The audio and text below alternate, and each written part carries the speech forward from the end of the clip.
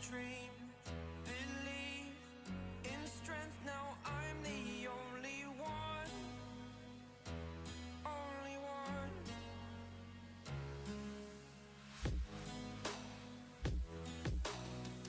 I was an ordinary boy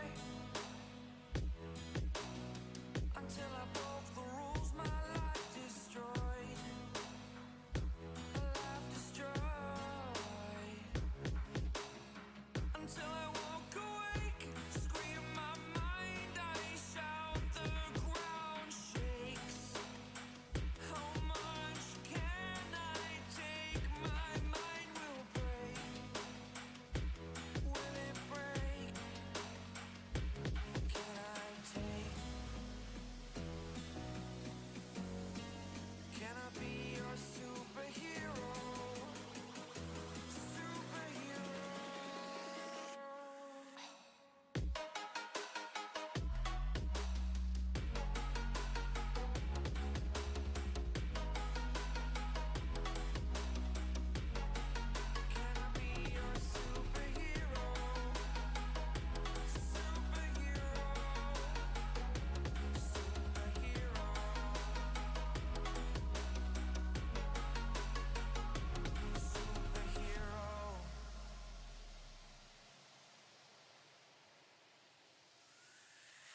Fly away.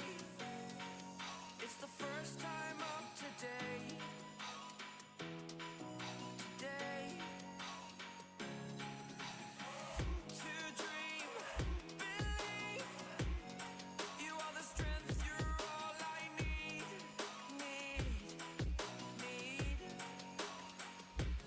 Oh, gonna give it a shot. Only one of me to shield you all from the enemy.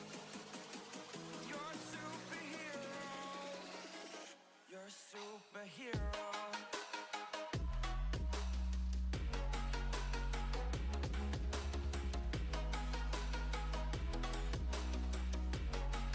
Can I be your superhero?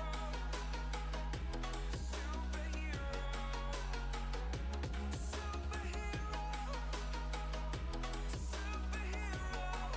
Can I be your superhero?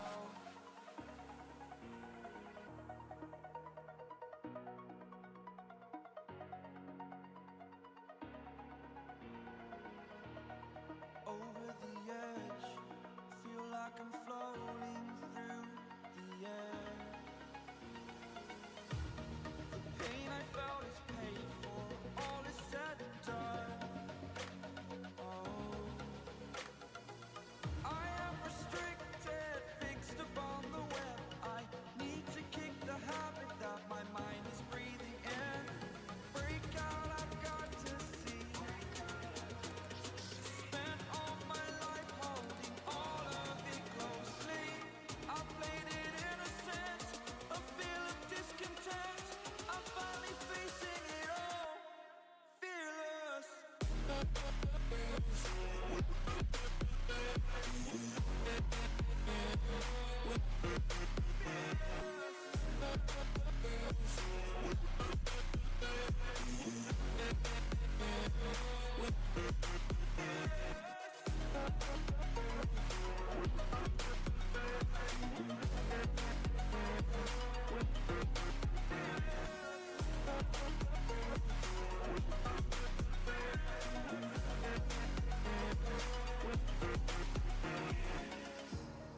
Burning the bridge that keeps us. I'm here and I'm feeling fearless. Exaggerated, that's what you assume. The story's over now, I must conclude. I am conflicted, watching where I step still, hanging in the balance. Not the life I want to live, I want to take it all. Standing tall, fear I weighed the person you are. Oh, break out, I've got to see. Spent all my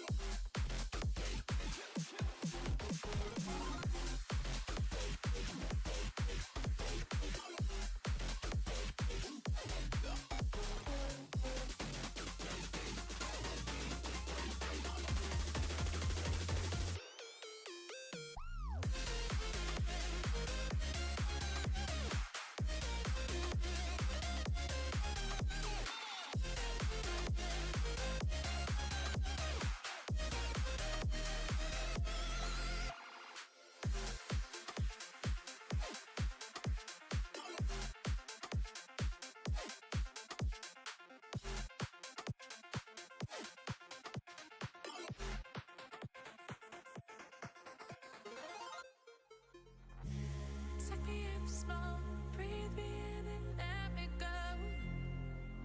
Filling the lungs inside you, and the blackened eyes make my way into your mind. Just to know what you knew. Restless every time we start locking eyes. Lost control. Oh, it's paradise with honesty, but I'm in the dead of the night.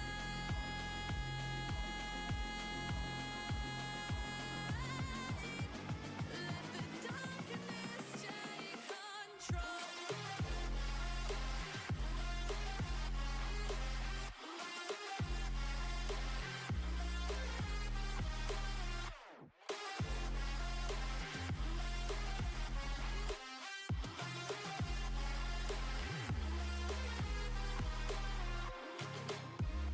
Let the darkness take control. Darkness take control. May the darkness take control.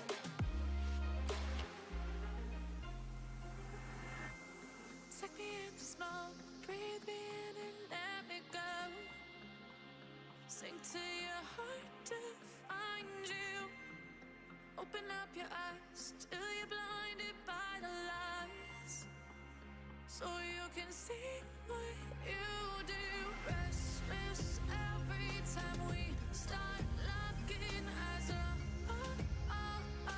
Lost control. Oh, it's paradise with honesty, but I'm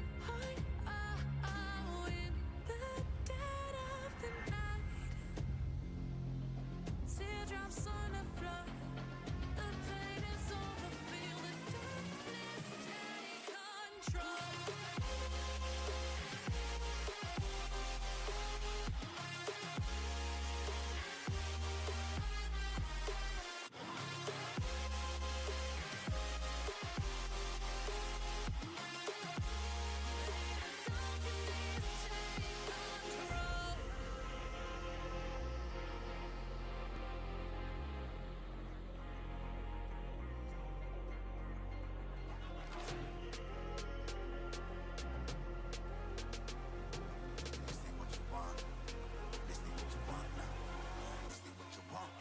You alive, can't put me in a box. I redefine any definition you got. I am the tiger, I'm making steps to the top. The flames, I whip it up, you just gotta hand me the rock. Take a seat, you cannot stand it. All I know, the flow harder than a Scotch bunny. Don't try studying me, you cannot manage. This ain't what you want, bitch, I'm a fucking phenomenon.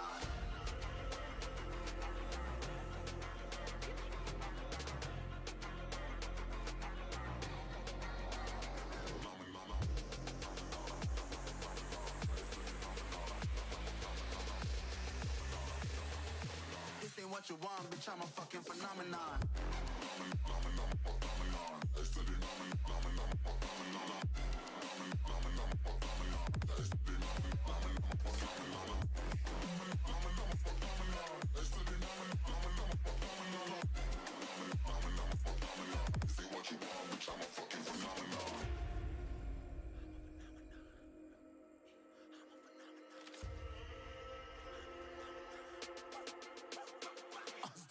Yeah, you better listen. I'm bringing heat. You'll be a fan when I start rapping. Way I'll have your fucking head spinning. I'm known as spit vicious. Release bombs and go tick tick.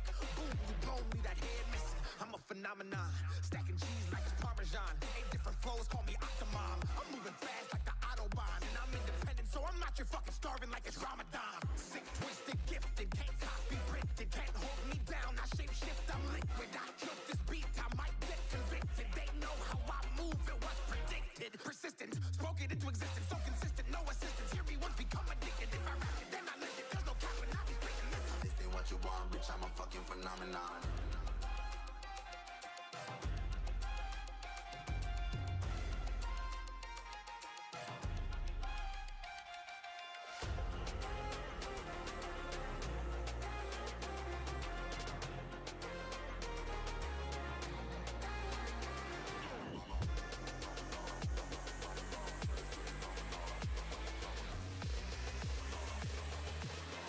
what you want, bitch, I'm a fucking phenomenon.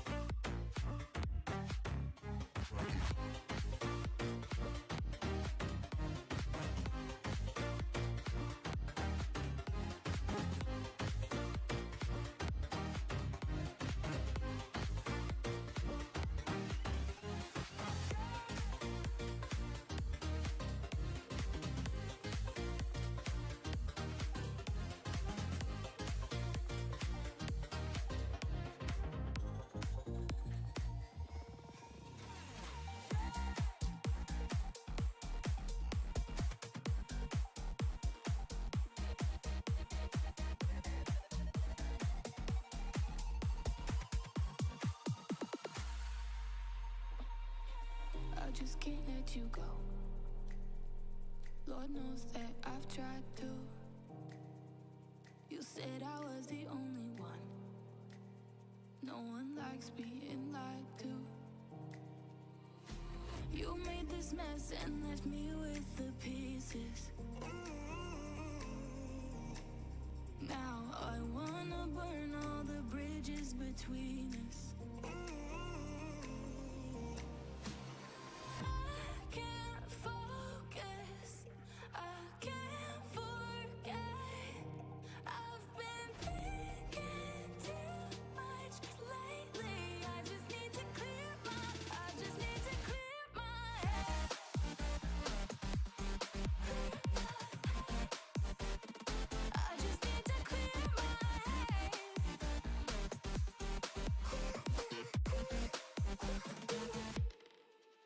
I've been stuck on your memory, but it's not like I need it. And we may have some history, but we don't have to repeat it. You made this mess and left me with the pieces. Now I'm gonna burn all the bridges between us.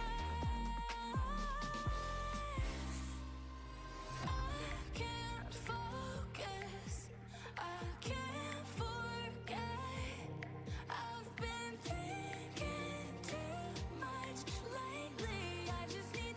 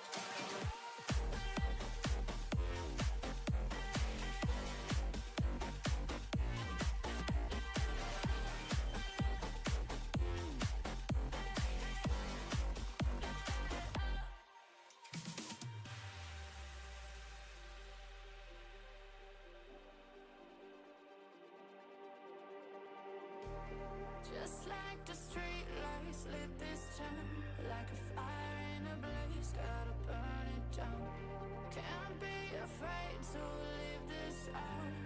We got this far, don't know how. I see danger in your eyes. They know we'll burn down the night. Coming just like the sunrise. You know that we gonna light it up. Tonight, we gonna light it up. Tonight, we gonna light it up. Just like the sunrise, we gonna light it up.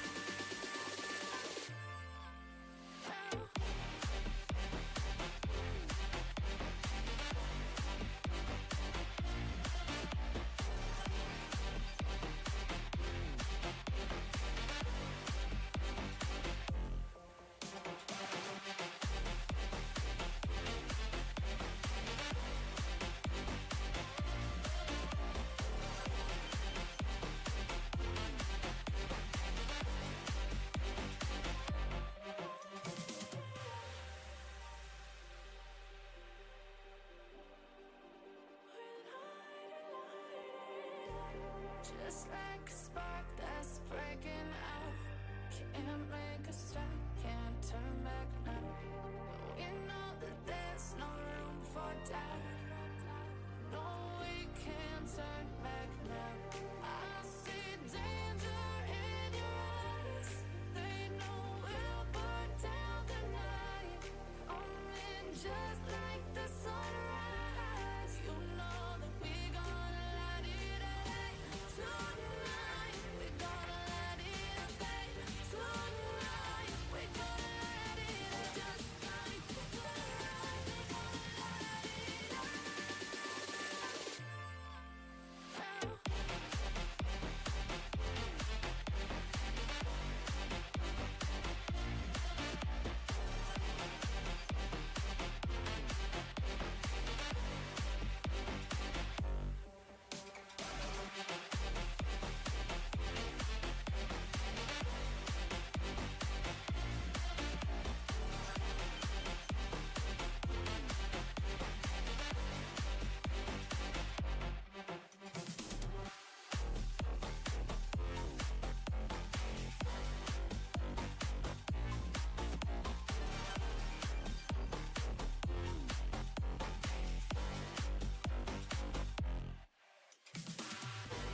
I'm on my own, broken alone. I feel the rain crashing down all around this empty town. I'm searching for the lost and found, but you don't care, you're unaware. Keep moving like the scars aren't even there. It's in the air like a blazing flare. Don't stare 'cause the flames will burn us. I thought you were the one for me. That's why I gave you everything. Held you close by the stormy seas. Oh, you meant the world to me. I used to kiss your head when you cried for me. Hold your hand while the pain was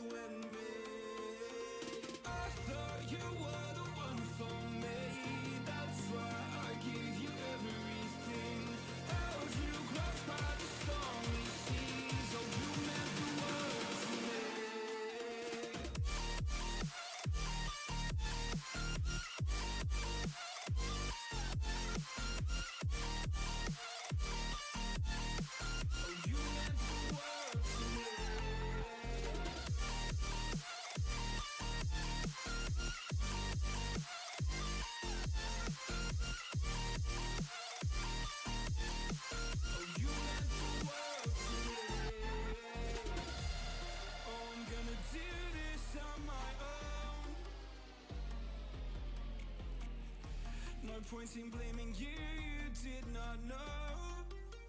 Oh.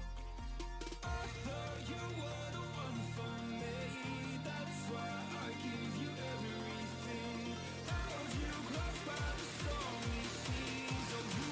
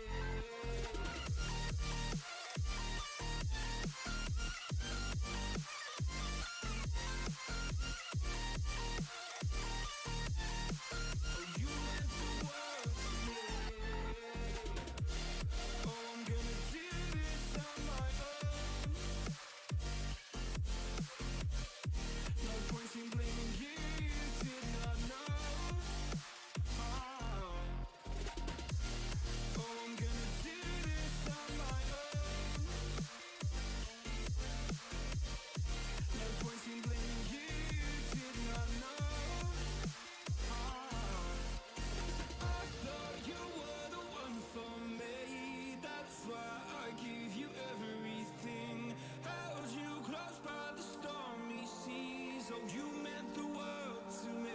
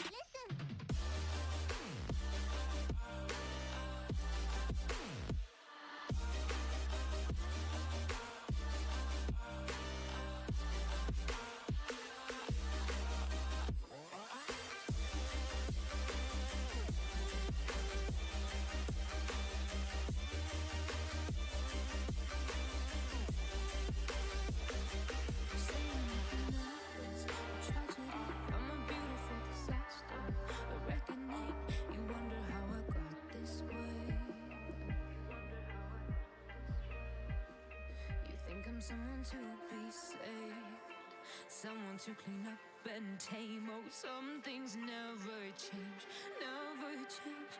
Oh. You think I would look pretty on your arm once you cover up my bruises and battle scars, but it always ends the same. Can't bear the things I've had to face. Got you crying on your knees in pain. Oh, some things never change, never change.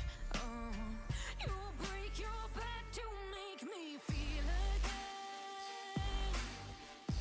Suffocate to make me breathe again.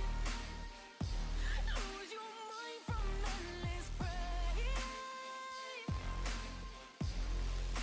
Some things never change, never change. Oh.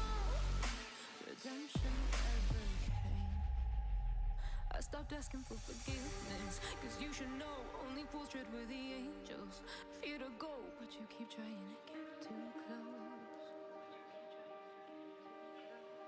Save myself by turning into stone. So save your judgment cause you just don't know. But some things never change, never change. Oh, they say I should feel guilty and change my ways, leaving crumpled bodies in my wake. Swear I didn't mean to make them break. Swear I didn't mean to make them break. But they're so delicate and so mundane, and they keep coming like a moth to a flame. Oh, some things never change, never change. You break your back to make me feel again. Suffocate to make me breathe again. Lose your mind from endless pain. Some things never change, never change. Oh, redemption.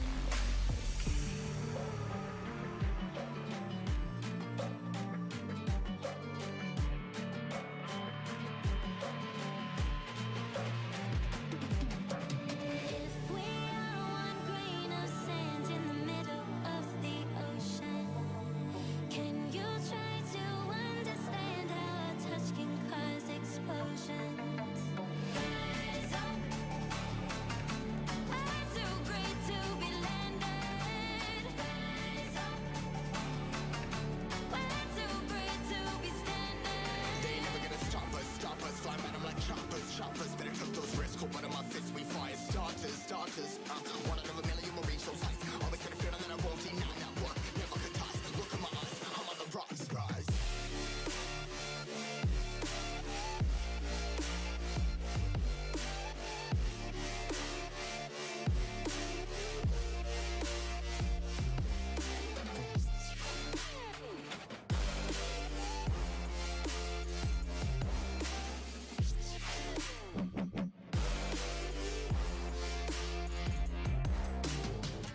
Rise, part of my size, trying to make sense of it all comprised. Highs, pinning these skies. I was stuck down, feeling paralyzed, but I'm up now, we all too late to fall. Yeah, anyone coming up, I left them all. Never look down when this risk involved. I got guts, got a lot, I gotta waste it all. Ain't got no feelings, we just floating.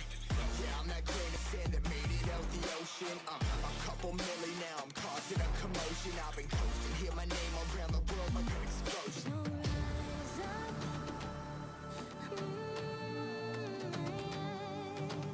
rise up.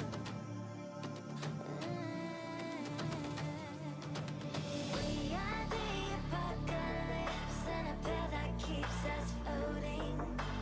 As we fly above the stars, the night won't scare us falling. So rise up, I'm too great to be landed. Rise up, we're too great to be standing. They ain't never gonna stop us, fly at 'em like choppers. Better took those risks, cold blood in my fists, we fire starters. One out of a million will reach those heights. Always got a feeling that I won't deny that work. Never could toss, look in my eyes, I'm on the rocks. Rise.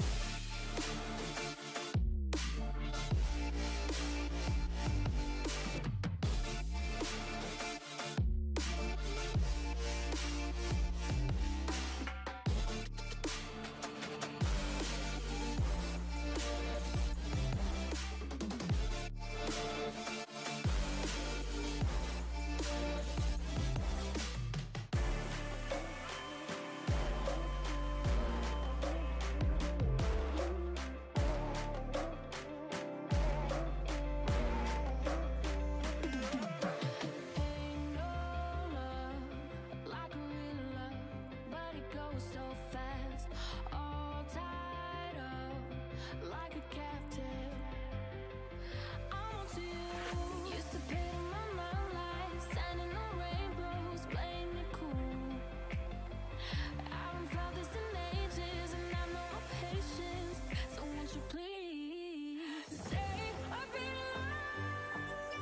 You're making me stronger, making me stronger. Stay a bit longer.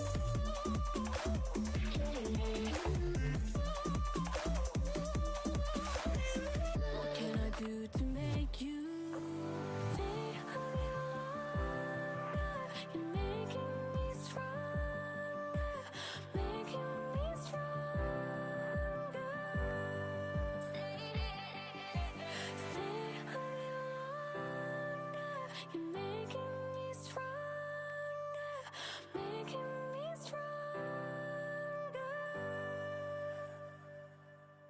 So cliche, I see the sparks you throw my way. I know your name is written on everyone's mind.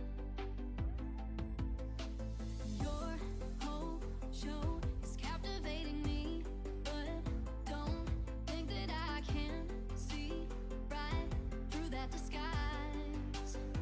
But when you got close to me, you had me falling so hard, baby, yeah, now I get it. You got heads turning, and you don't even try.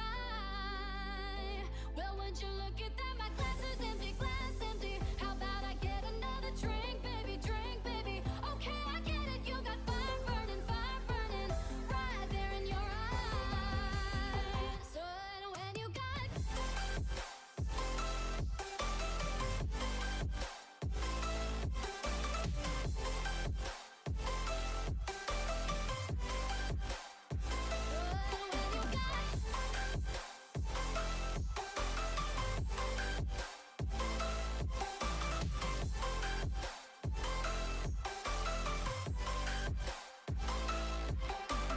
this whole thing, I like the way you look at me.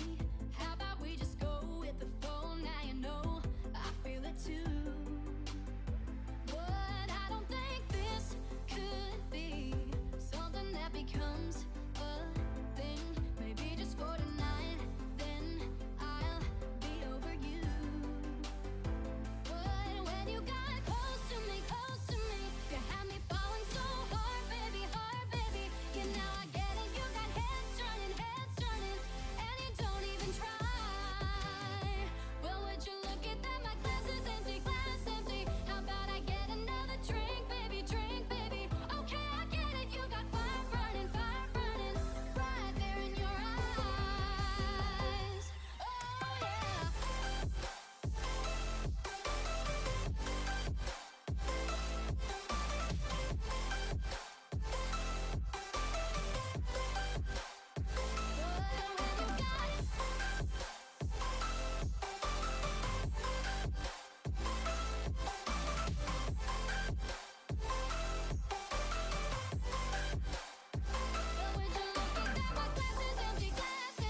How about I get another drink, baby, Okay, I get it. You got fire burning, right there in your eyes.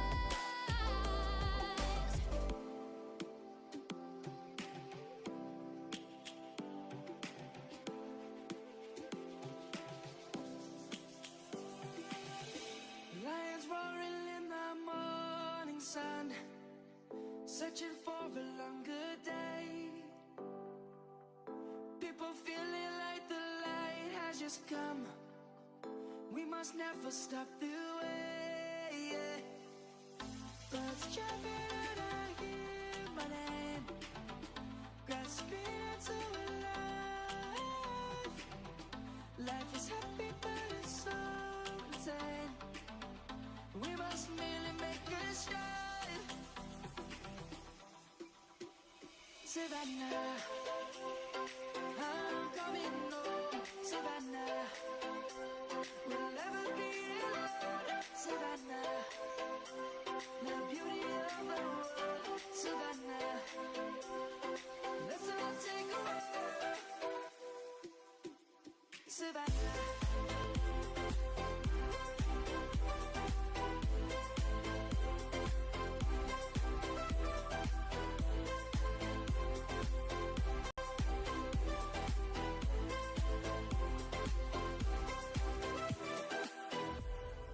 Lion's gonna come. The birds have just begun.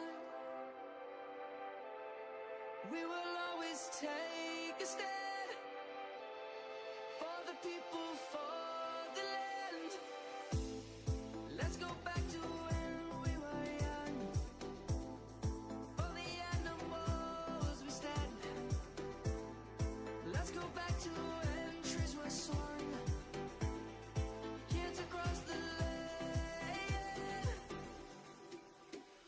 Savannah, Savannah, I'm coming home, Savannah. We'll never be alone, Savannah. The beauty of the world, Savannah. Let's all take a ride, Savannah. I'm coming home, Savannah.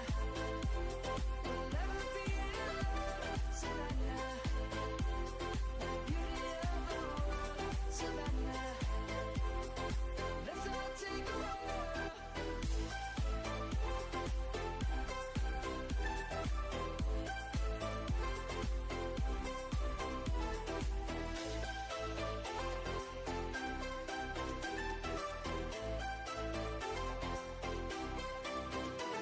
Savannah, I'm coming home, Savannah. We'll never be alone, Savannah.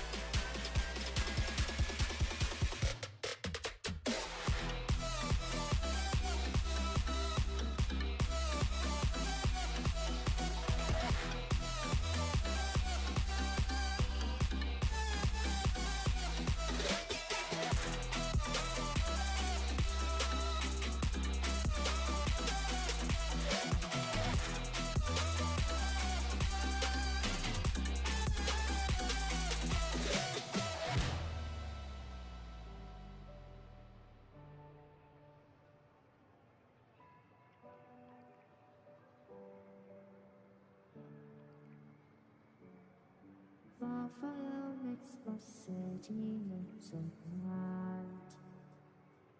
Close your eyes and just stay tight. We have to go. Stay with me while we leave. Don't worry, just believe me. This journey will relieve us. Stay with me while we leave. Stay with me while we leave. Don't worry, just believe me. This journey will relieve us. Stay with me.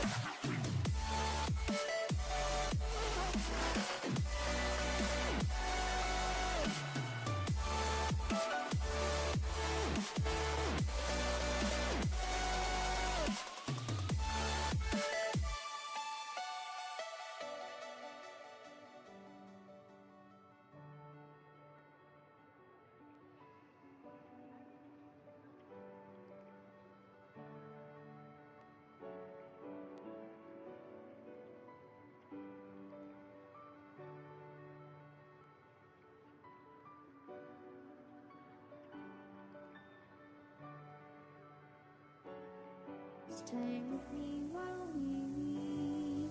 Don't worry, just believe me. This journey will relieve us. Stay with me while we leave. Stay with me while we leave.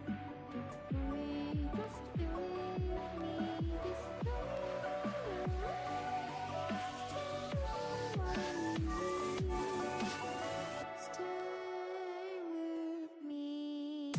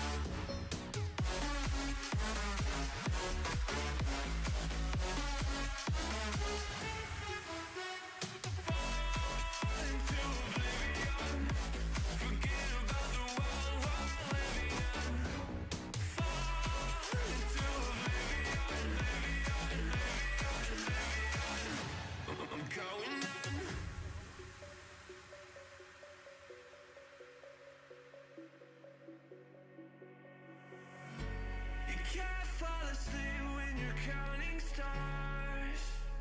Get it together. Your mind can't sleep when you let it serve. And now you wanna see me fall.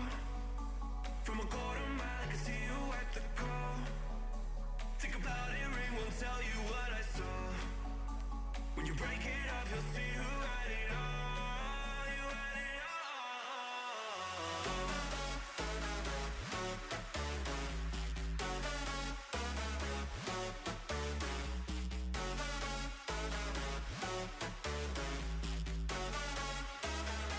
You said you wanted to fall into oblivion. Forget about the world we're living in. Fall into oblivion, oh, go in.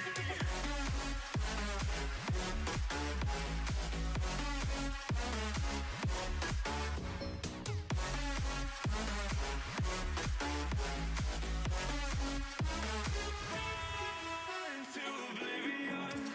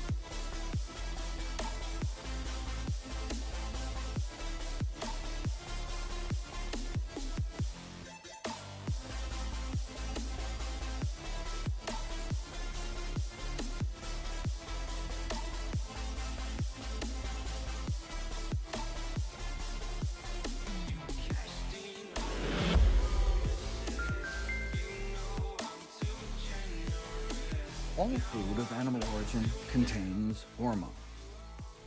But most of our dietary exposure to hormones comes from dairy products.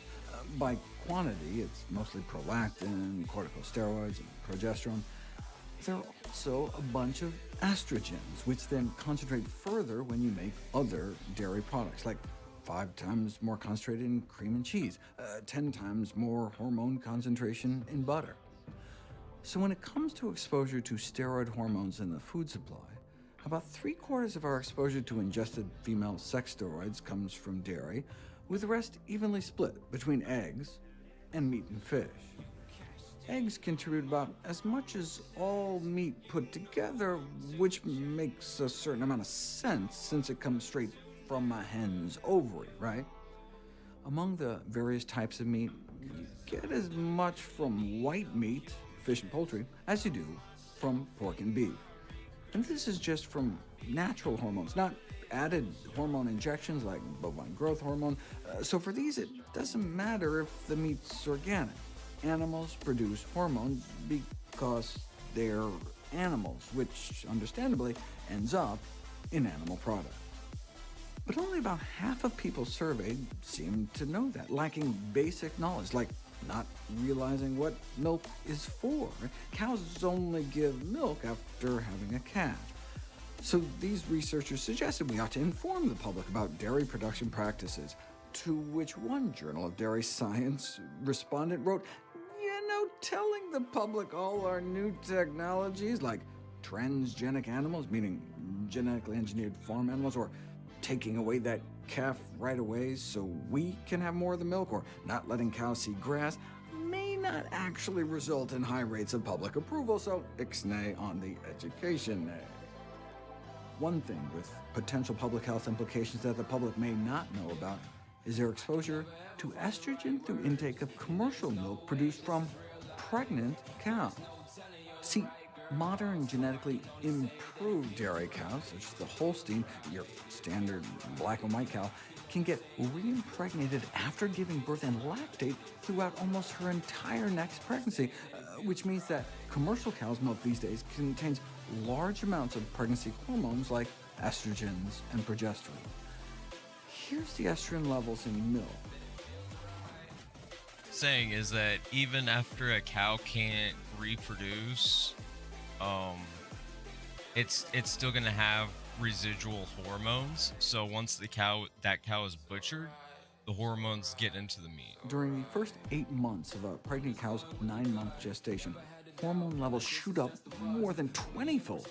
But even so, we're still only talking about a millionth of a gram per quart, easily 10 to 20 times less estrogen hormones than what you'd find in like a birth control pill. So would it really have an effect on human hormone levels drinking it? Here are the average levels of 3 different estrogens and progesterone metabolite flowing through the bodies of 7 men who then proceeded to drink about 1 liter of milk. Within hours, their hormone levels shot up. Here are the average levels of these female sex steroids flowing through the bodies of 6 school children, average age 8, before drinking about 2 cups of milk. And then after. Within hours, their levels shot up, tripling or quadrupling their baseline hormone levels. So one can imagine the effects milk might have on men or prepubescent children. But what about women? Presumably they have such high levels of estrogens in their body in the first place. Well, not all women. What about postmenopausal women and endometrial cancer, for example?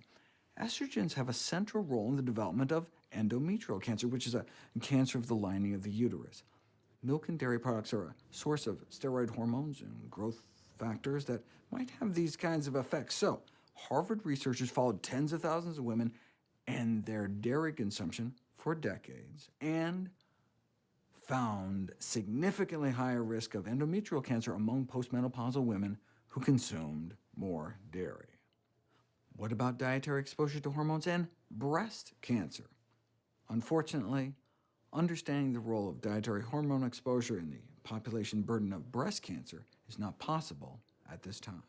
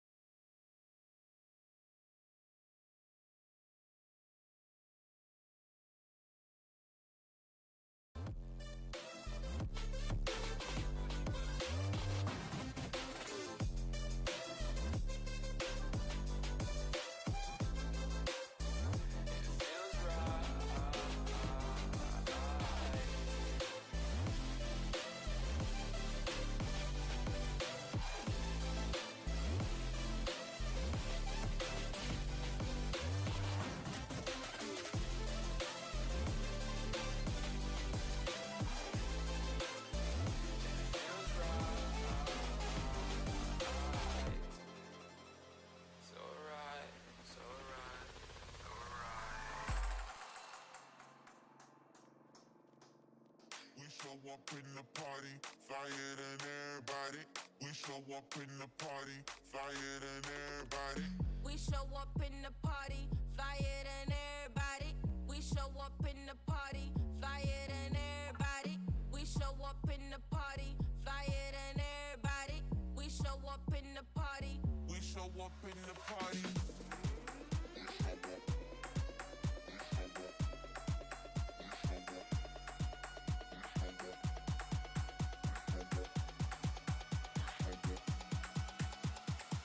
We show up in the party.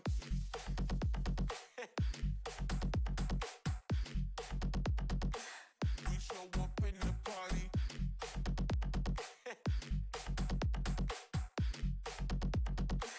We show up in the party.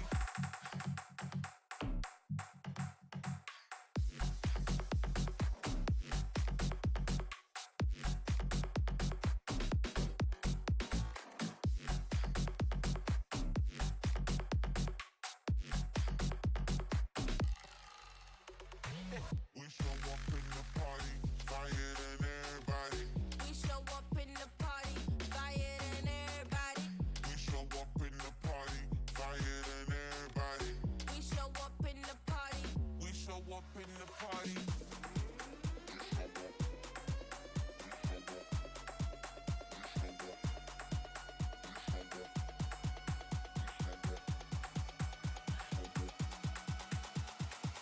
We show up in the party.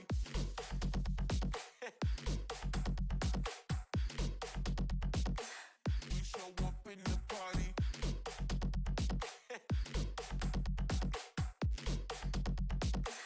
We show up in the party.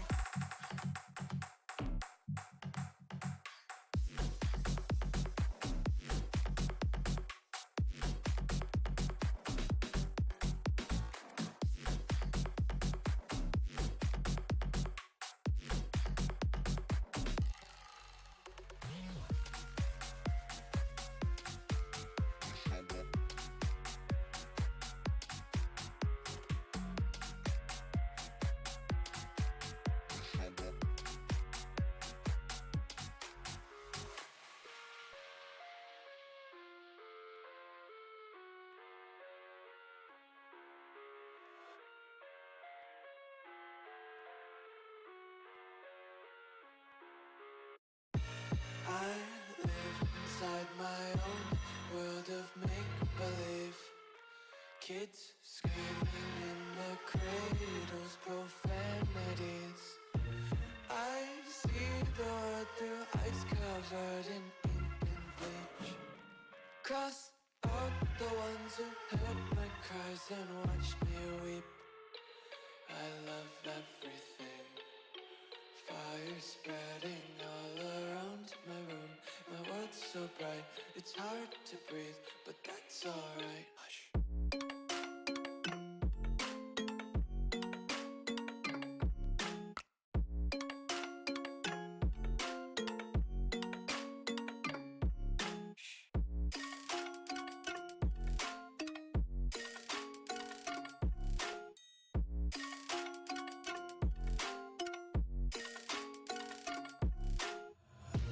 Take my eyes open to force reality.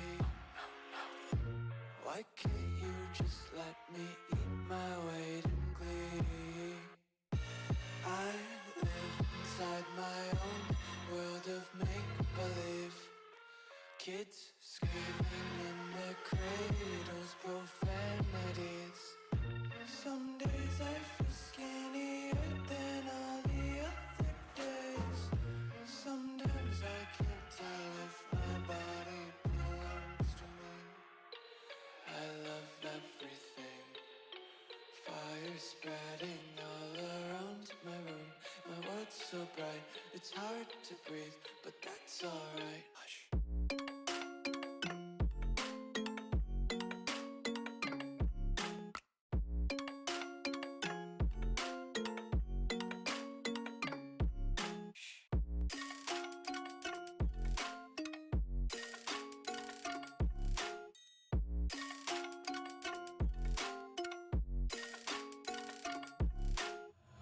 I wanna take attention. Devils hide behind redemption. Honesty is the one-way gate to hell. I want to taste consumption. Breathe faster to waste oxygen. Hear the children sing aloud. It's music till the wick burns out.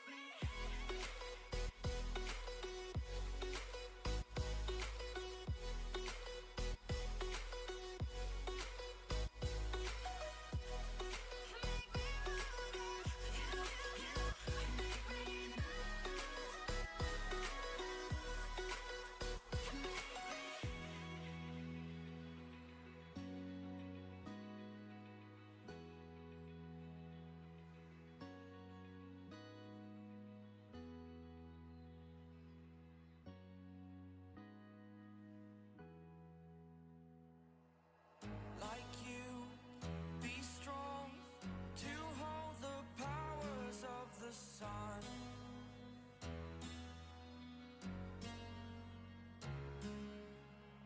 To dream, believe in strength. Now I'm the only one, only one.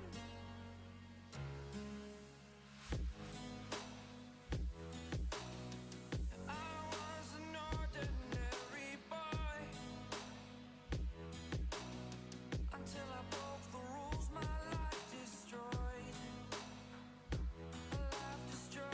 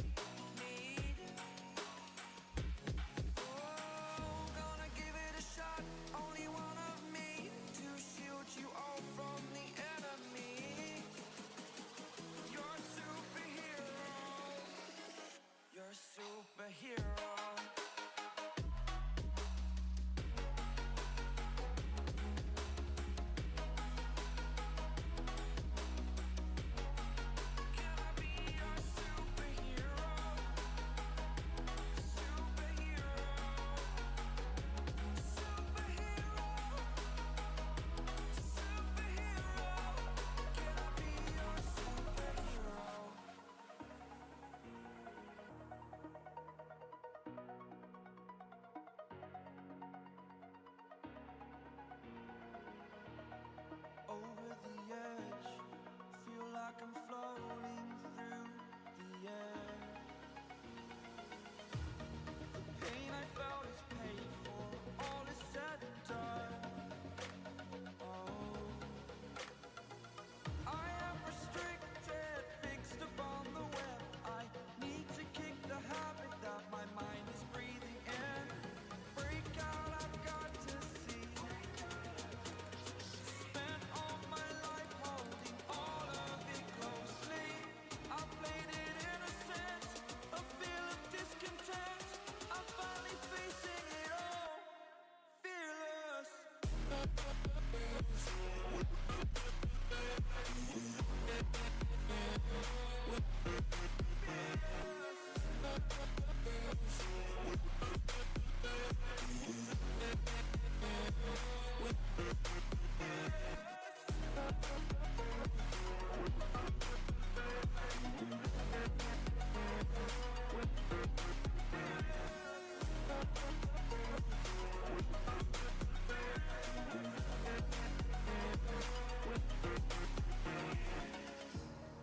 Burning the bridge that keeps us.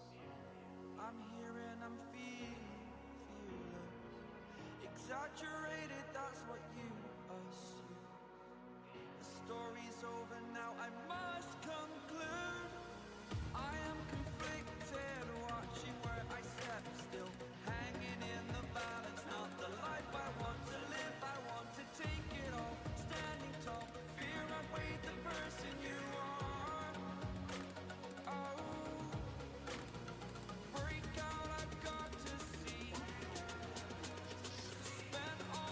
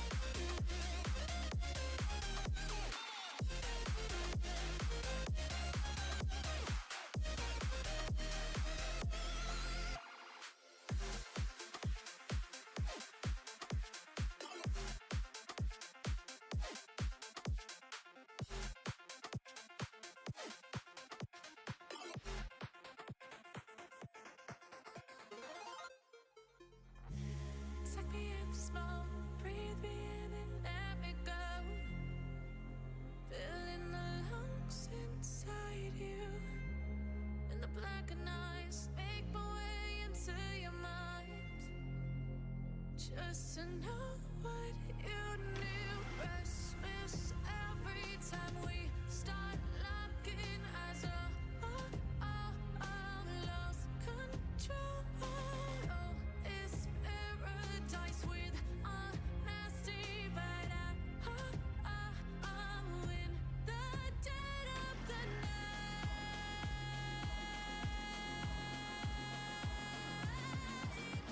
Let the darkness take control.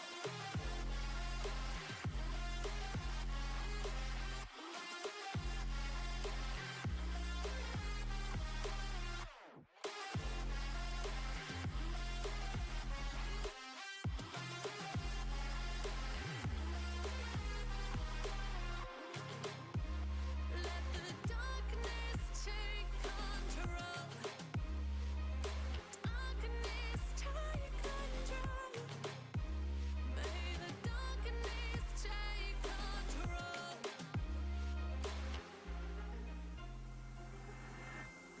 Take me in the smoke, breathe me in and let me go. Sink to your heart to find you. Open up your eyes till you're blinded by the lies, so you can see what you do. Restless every time we start locking eyes. Lost control. Oh, it's paradise with honesty, but I'm in the dead of the night. Teardrops on the floor. The pain is over. Feel the darkness take control.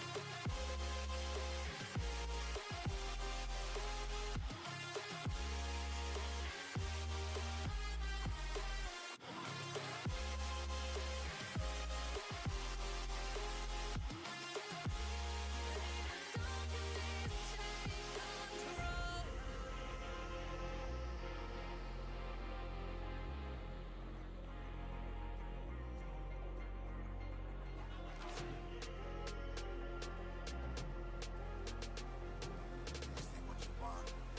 This ain't what you want now. This ain't what you want. Who alive can't put me in a box. I redefine any definition you got. I am the tiger, I'm making steps to the top. The flames, I whip it up, you just gotta hand me the rock. Take a seat, you cannot stand it. All I know, the flow harder than a Scotch bunny. Don't try studying me, you cannot manage. This ain't what you want, bitch, I'm a fucking phenomenon.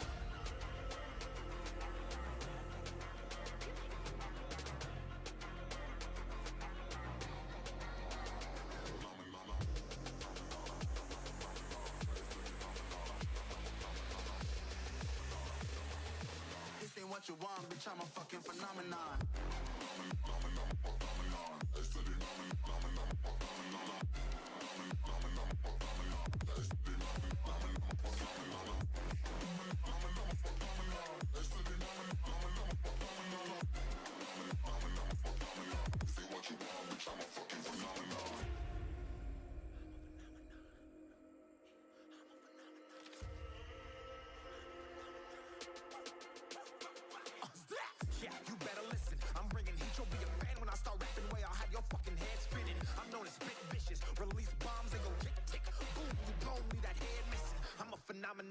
Stacking cheese like it's Parmesan. 8 different flows, call me Octomom. I'm moving fast like the Autobahn. And I'm independent, so I'm not your fucking starving like it's Ramadan. Sick, twisted, gifted, can't copy, printed, can't hold me down. I shape shift, I'm liquid. I killed this beat, I might get convicted. They know how I move, it was predicted. Persistent, spoke it into existence, so consistent, no assistance. Hear me once, become addicted. If I rap it, then I live it. There's no cap when I be spitting this. This ain't what you want, bitch, I'm a fucking phenomenon.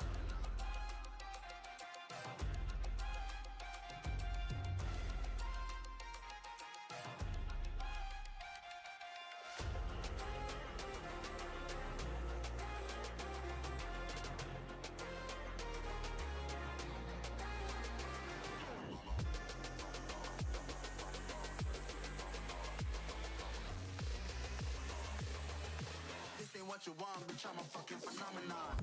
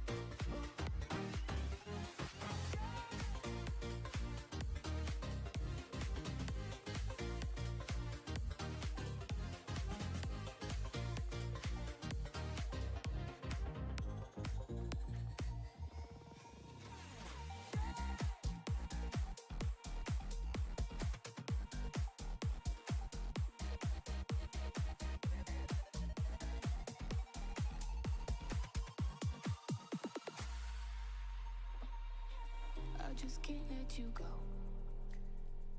Lord knows that I've tried to. You said I was the only one. No one likes being lied to. You made this mess and left me with the pieces. Now I wanna burn all the bridges between us.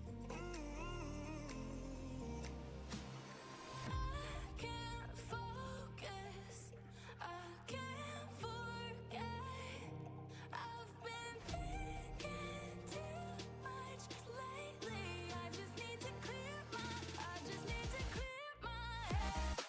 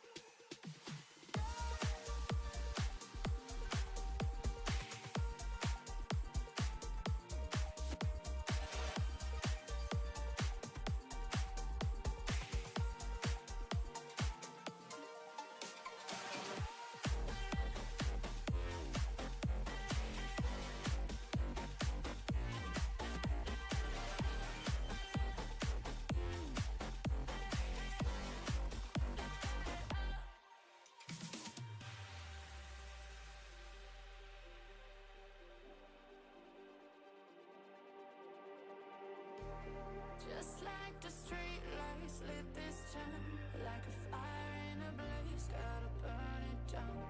Can't be afraid to leave this out. We got this far, don't know how.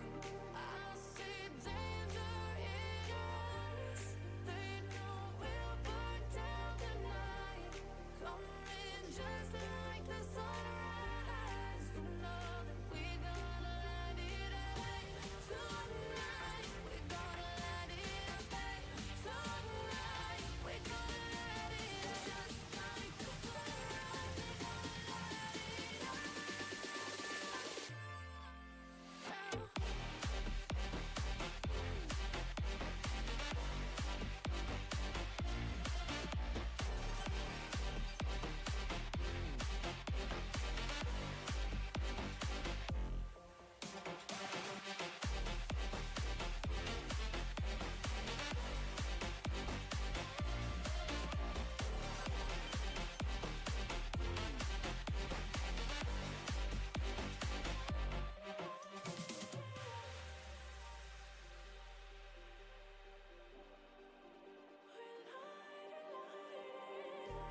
Just like a spark that's breaking out. Can't make a stop, can't turn back now. We know that there's no room for doubt. No, we can't turn back now. I see danger in your eyes. They know we'll burn down the night.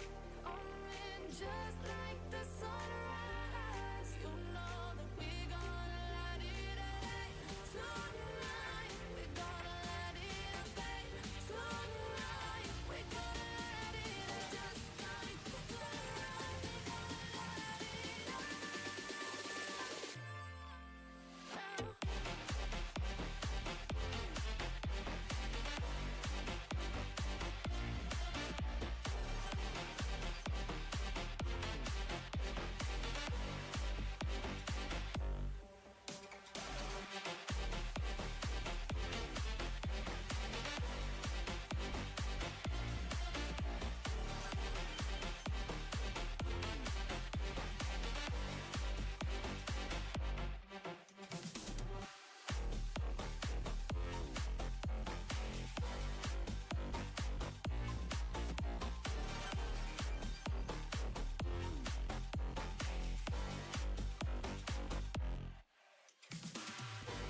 I'm on my own, broken alone.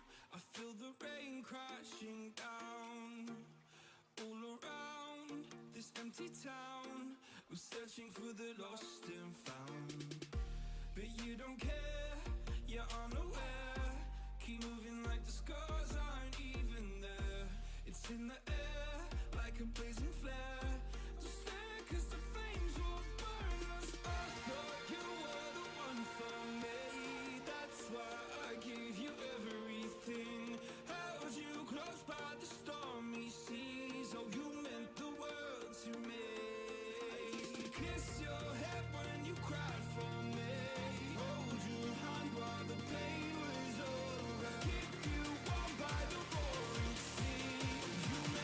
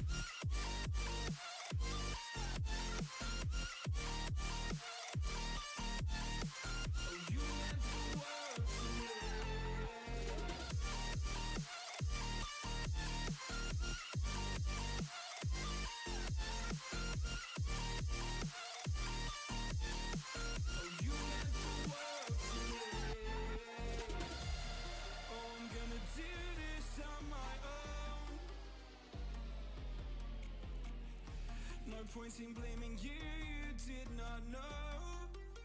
Oh. I thought you were the one for me, that's why I give you everything. Held you close by the stormy seas, oh you meant the world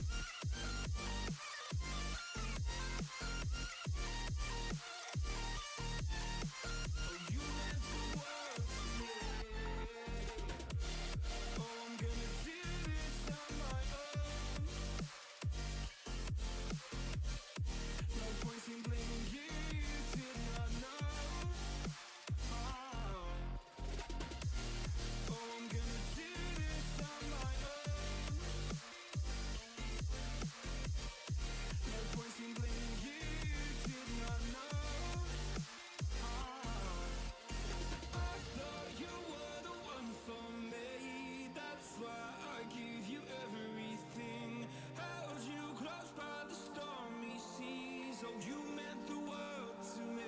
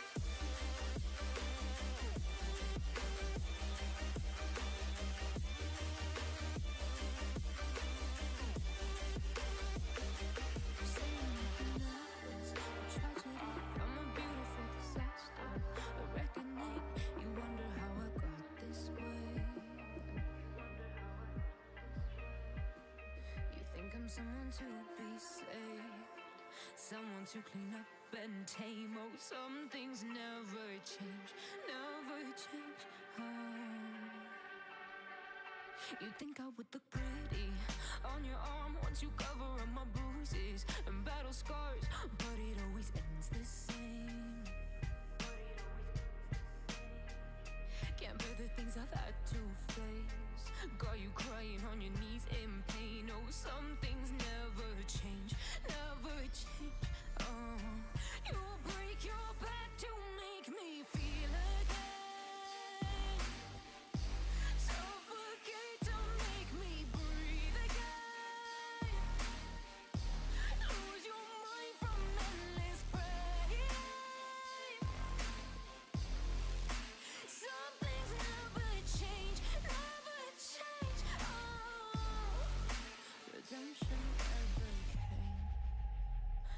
without asking for forgiveness. Cause you should know only fools tread where the angels fear to go, but you keep trying to get too close. Save myself by turning into stone. So save your judgment cause you just don't know. But some things never change, never change. Oh, they say I should feel guilty and change my ways, leaving crumpled bodies in my wake. Swear I didn't mean to make them break. Swear I didn't mean to make them break. But they're so delicate and so mundane, and they keep coming like a moth to a flame. Oh, some things never change, never change. You break your back to make me feel again. Suffocate to make me breathe again. Lose your mind from endless pain.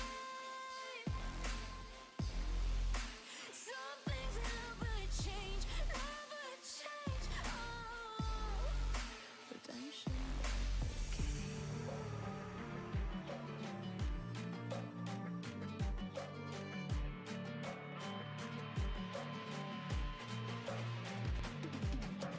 If we are one grain of sand in the middle of the ocean, can you try to understand how our touch can cause explosions? Rise up, I'm too great to be landed. Rise up, we're too great to be standing. They never gonna stop us, fly by them like choppers. Better cook those wrists, cold butter my fists, we fire starters. One out of a million will reach those heights. Always had a feeling that I won't deny that work. Never could toss. Look in my eyes, I'm on the rocks, rise.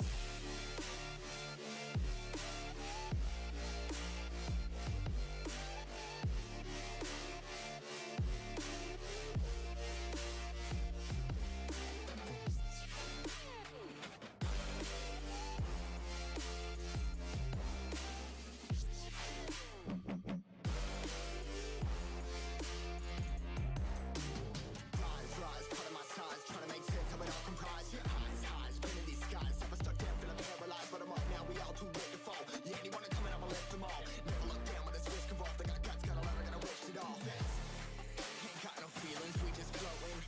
Yeah, I'm that grain of sand that made it out the ocean. A couple milli now, I'm causing a commotion. I've been coasting, hear my name around the world like an explosion. So rise up,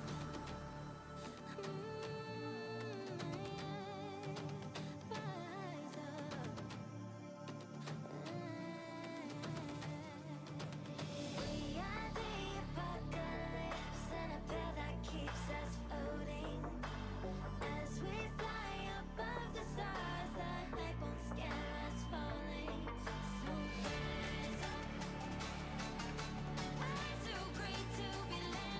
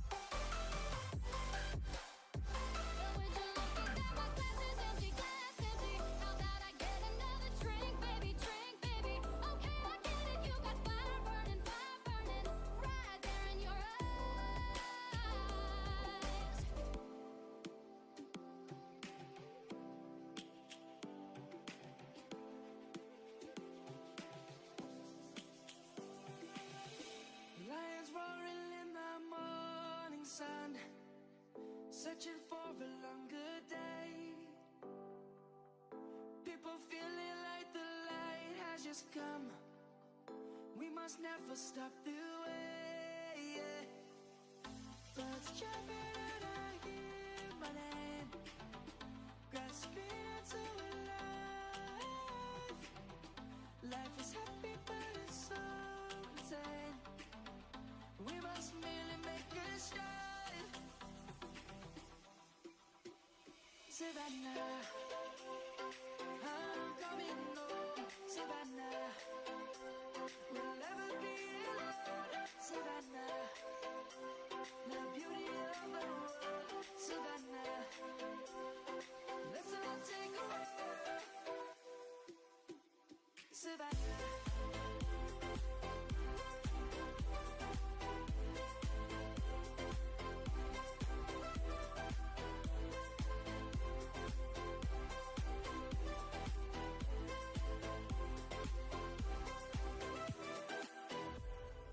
Lion's gonna come. The birds have just begun. We will always take a stand for the people, for the land. Let's go back to when we were young. For the animals we stand. Let's go back to when trees were swung. Kids across the land. Savannah, I'm coming home. Savannah, we'll never be alone. Savannah, the beauty of the world. Savannah, let's all take a walk. Savannah, I'm coming home. Savannah, we'll never be alone. Savannah, the beauty of the world. Savannah, let's all take a walk.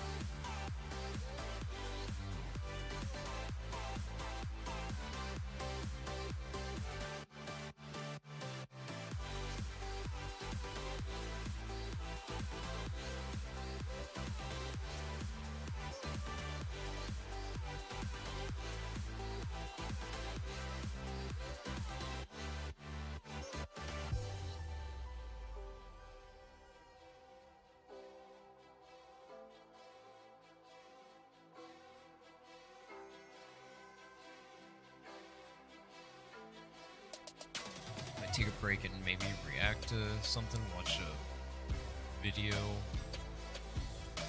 I've been reading so hard. I want to finish this page though.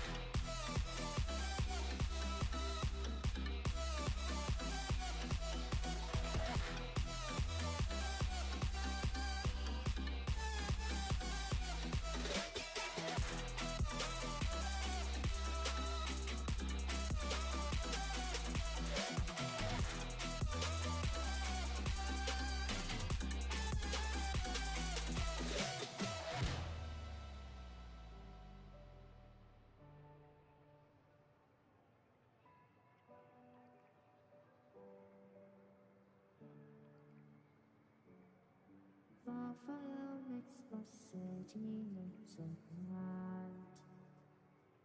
Close your eyes and just stay tight. We have to go. Stay with me while we leave. Don't worry, just believe me. This journey will relieve. I think it's wild that a lot of people say that there's estrogen in soy when in reality estrogen is in meat and dairy, primarily dairy. And that like Republicans cite like plant-based diets associated with like somehow transitioning and stuff like that, sort of along the lines of Alex Jones saying that the sunscreen is turning frogs gay. In reality, they'd be arguing against their own diet.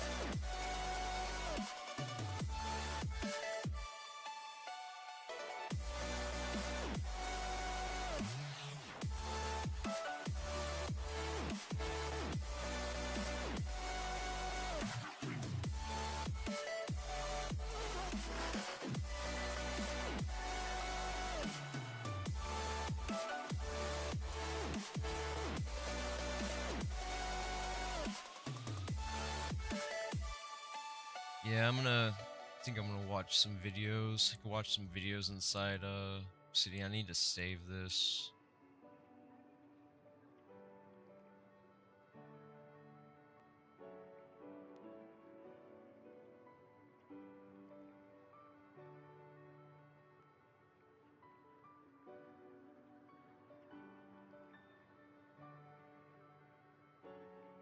Stay with me while we leave. Don't worry, just believe me. This journey will relieve us. Stay with me while we leave. Stay with me while we leave. I love Obsidian. Don't worry, just Probably wouldn't be vegan without Obsidian, to be honest. It's what allows me to connect all this information together. Stay with me.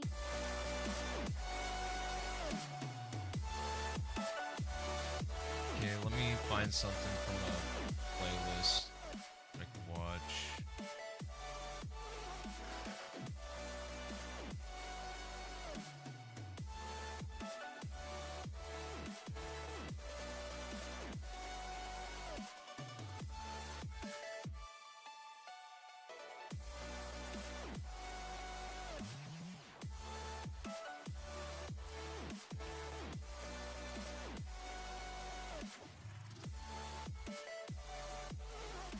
Should I do utilitarianism?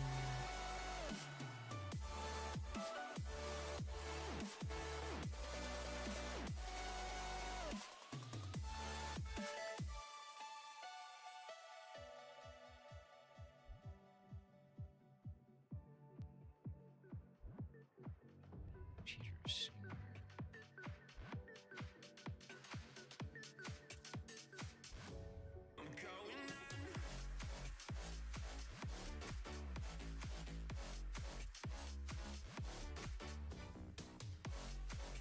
This episode of the Cosmic Skeptic podcast is brought to you. Not male. So I was building on that and saying, if you think that it's wrong to discriminate against, to discount the interests of people on the grounds of race or sex, why don't you think something similar about doing that on the grounds of species? So it's kind of a matter of consistency rather than a matter of... Ah, so he's basically arguing for veganism. Let's see here.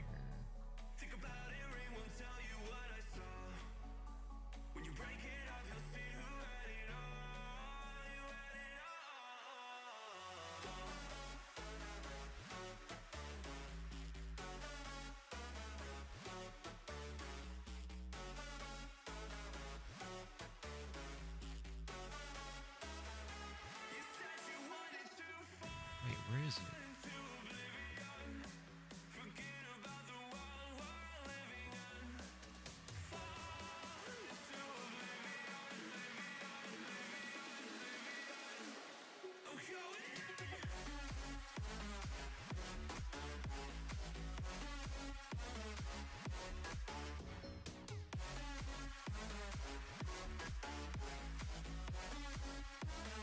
Failed to import media.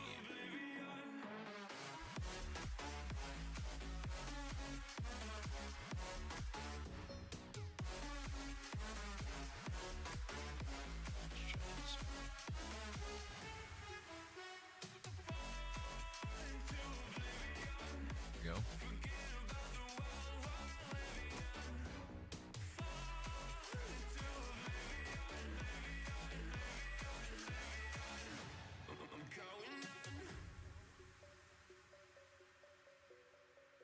This episode of the Cosmic Skeptic podcast is brought to you by you.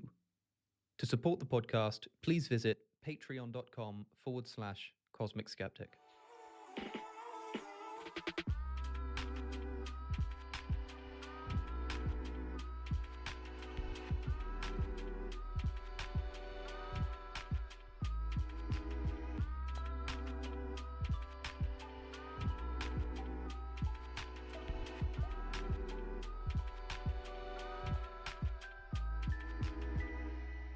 So welcome back, everybody, to the Cosmic Skeptic podcast, an opportunity to break away from the normal snappier style of videos and have more long-form conversations with interesting guests. And joining me today in the studio is Peter Singer, who has held professorships at both the University of Princeton and Melbourne and specializes in practical ethics and is well known for his books, including Practical Ethics, The Expanding Circle, The Life You Can Save, and also, probably most famously, Animal Liberation, written in 1975, which is thought by many to have kick-started the modern vegan movement and animal rights movement. So thanks for joining us today, Professor Pleasure Singer. to be with you, Alex. It's great to have you here. And I think a lot of people are going to be excited because it's only fairly recently that I began to talk about animal ethics on my channel, and people were kind of surprised by it. And I want to talk about why my audience should begin to see animal ethics seriously, because a lot of people see it as a kind of, I don't know if you found this, as a kind of interesting philosophical debate. Like, it's kind of brought up in a Q&A section, and the philosophers on stage kind of laugh about it, have a bit of a chat, think it's interesting, and then kind of push it to the side. But do you find that people don't take it as seriously as they should be? Because that's something that I've tended to notice. I think it's part of the problem that in writing about animal ethics, I wanted to push back against the idea that humans are the only thing that matters, which admittedly was a view that I held for the first 23, 24 years of my life, which is quite a long time nowadays, to think not really have thought about that issue. But the attitude that this can't be as important as issues about humans was around then, and it's still around, which just shows that I think the animal movement has not succeeded in getting people to see that view as a bias, as in fact speciesism, a prejudice against taking seriously the interests of beings who are not members of our species. But it's very easy to understand where that bias comes from, I think. Would you say that it's irrational to have that bias? Because to me it seems as though, although it might be unfair or ethically unsound, it's perfectly rational for somebody to care about the interests of themselves and those who they see as close to them, more so than they do those who don't. So I think to answer that, we have to get into a discussion about the nature of rationality and reason in ethics. Let me, before we quite go into that though, let me put it this way. There are certainly some people who think that reason in ethics is limited, that essentially reason always starts from some desire or concern. This was David Hume's view. And therefore... Oh, wow. Literally, as he said that, I have David Hume right here. So Humean sentimentalism is basically is about emotion instead of reasoning. So it's basically, like, if you want to boil it down, it's basically if something feels good, then it's moral, which I shouldn't have to state like why that's like such a problem. So instead, it makes us how we feel, not because of rational deductions. So, like, the core tenets of Humean sentimentalism is reason is the slave of passion. Hume argues that reason cannot motivate action by itself; only emotions can. Moral judgments arise from emotional responses, e.g., we call something wrong because we feel disapproval, not because we reasoned it logically. So it's anti-logical. It's so basically every right winger. You could basically say every right winger. Hassan Hassan Piker, for instance, lives by humane sentimentalism and emotion, not logic. So like one of the reasons why the framework is so flawed is because a psychopath feels pleasure from causing harm. So under humane sentimentalism, it would state that psychopathy is good, which isn't right.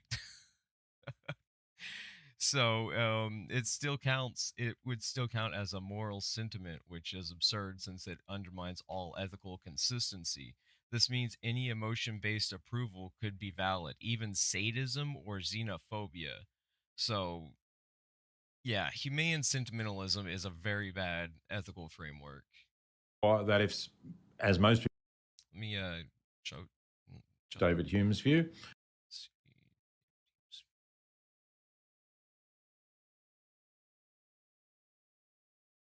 Essentially. Why does it keep showing properties? Timestamp. Why didn't that work?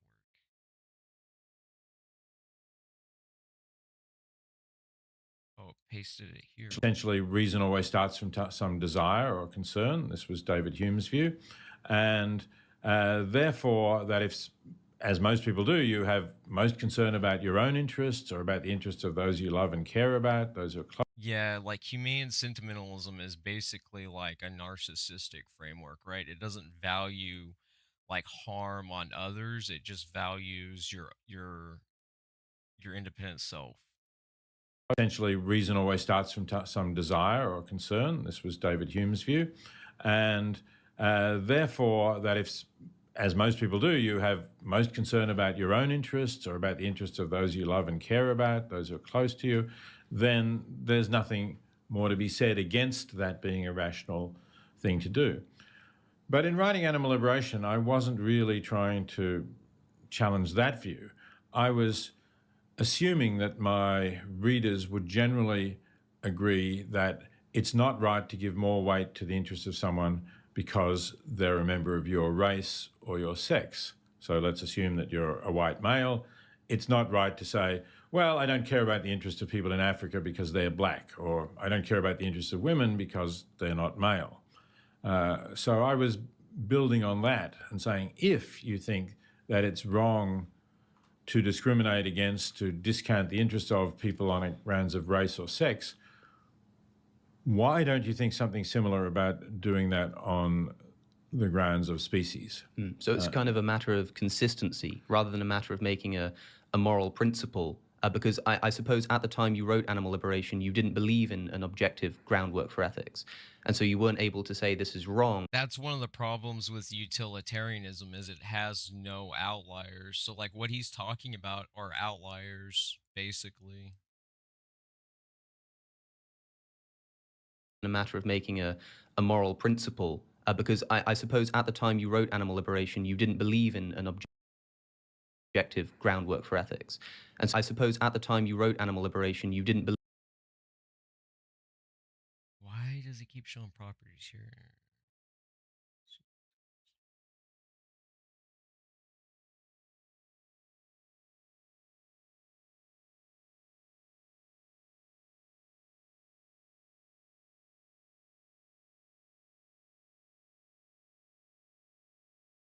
Believe in an objective groundwork for ethics. And so you weren't able to say this is wrong. You were only able to say that this ethical position is inconsistent with other ethical positions that most people hold.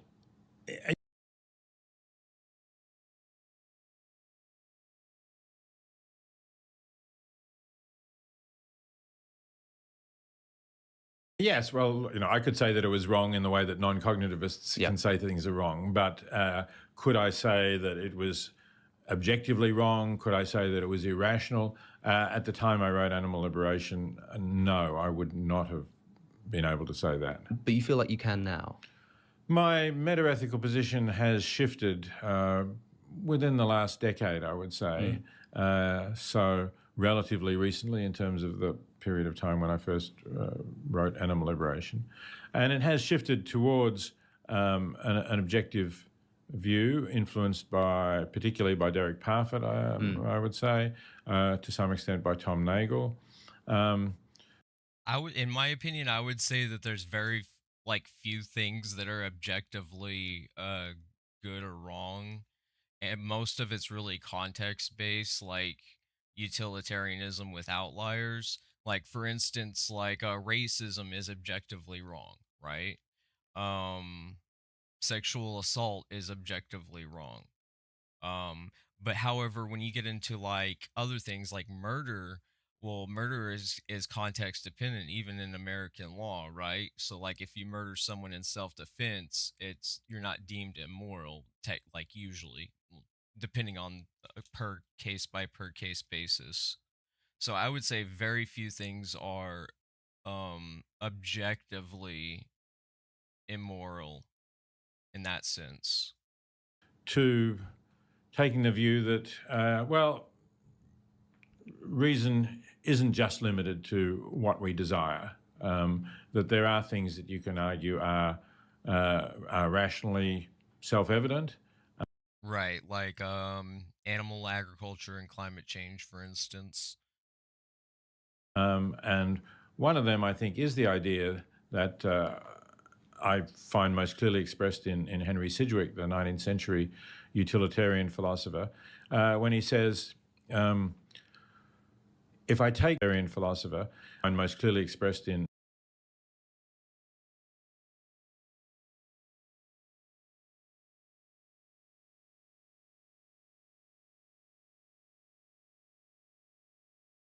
Henry Sidgwick, the 19th century utilitarian philosopher, when he says,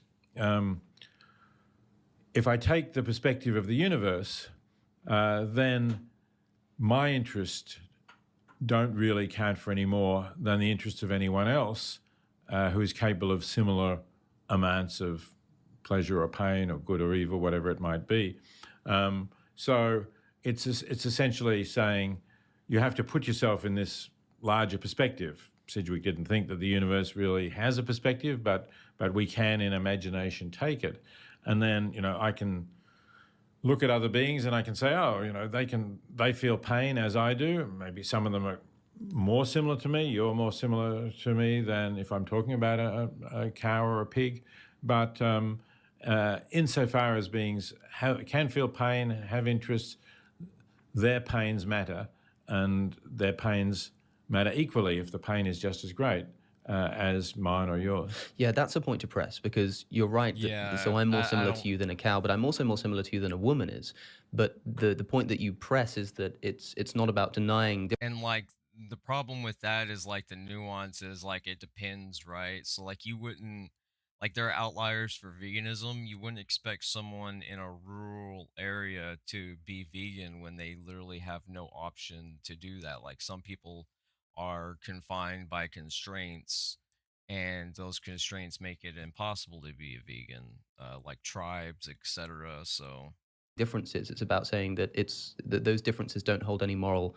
and also you could argue that, like, if you had to hunt to survive, then you could argue that it's moral in that case, or you could argue that it's immoral but it's necessary. Moral weight. And you've said before, quite rightfully, that in suffering and in the ability to feel pain and have preferences, animals are our equals. But I imagine you faced quite a bit of backlash from that, from people saying in response, how can you possibly say that we are of equal consideration to animals? And I think they kind of get mixed up. People think that by suggesting that there should be an equal consideration, it means kind of equal treatment, but that's not really the case. That's a good point. Okay, let me get that. How can you possibly say that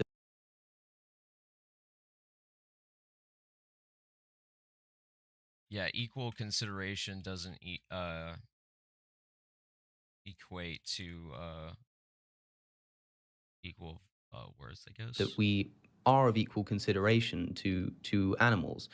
And I think they kind of get mixed up. People think that by suggesting that there should be an equal consideration, it means kind of equal treatment, but that's not really the case.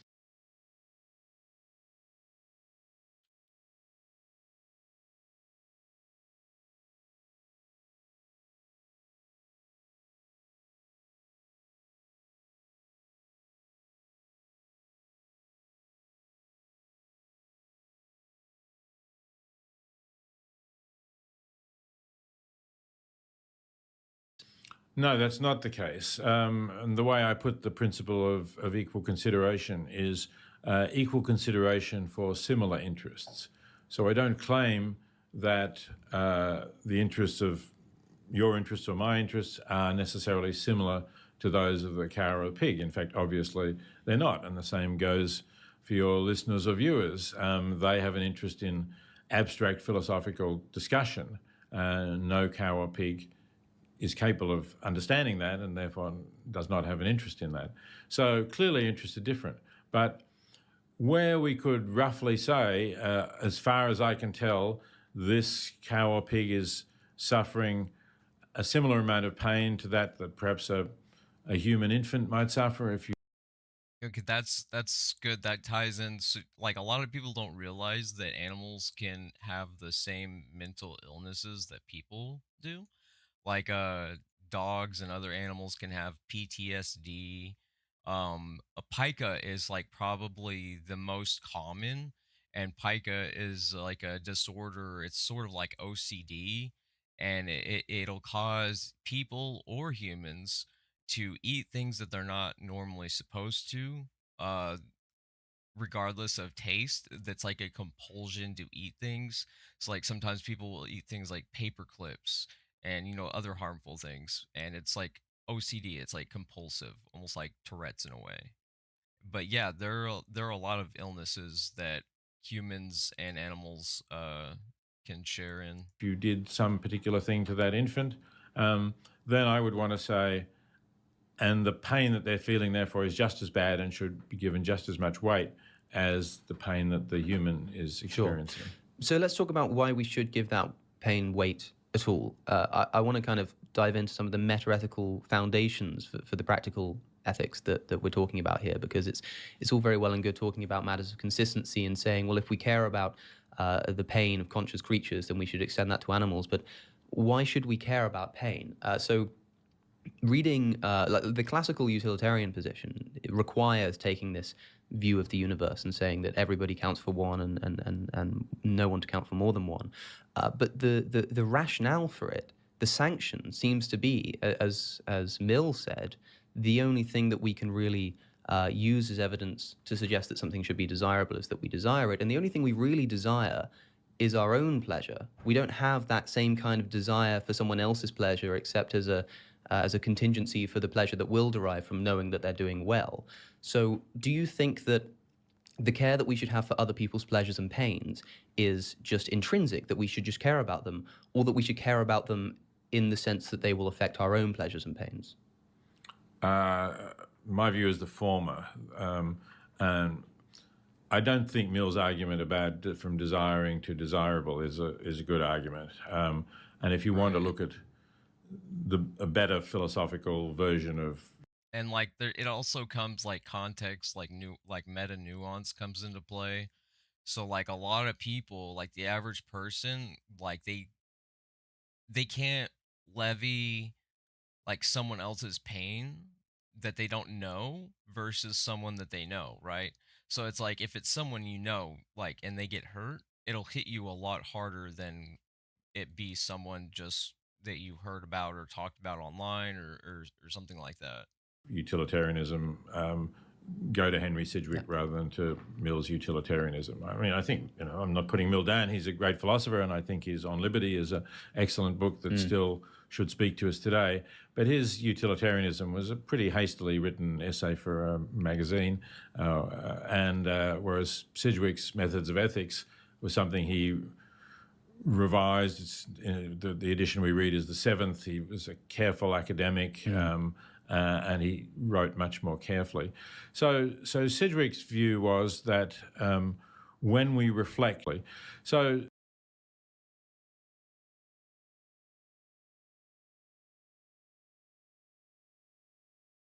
don't know how to spell that.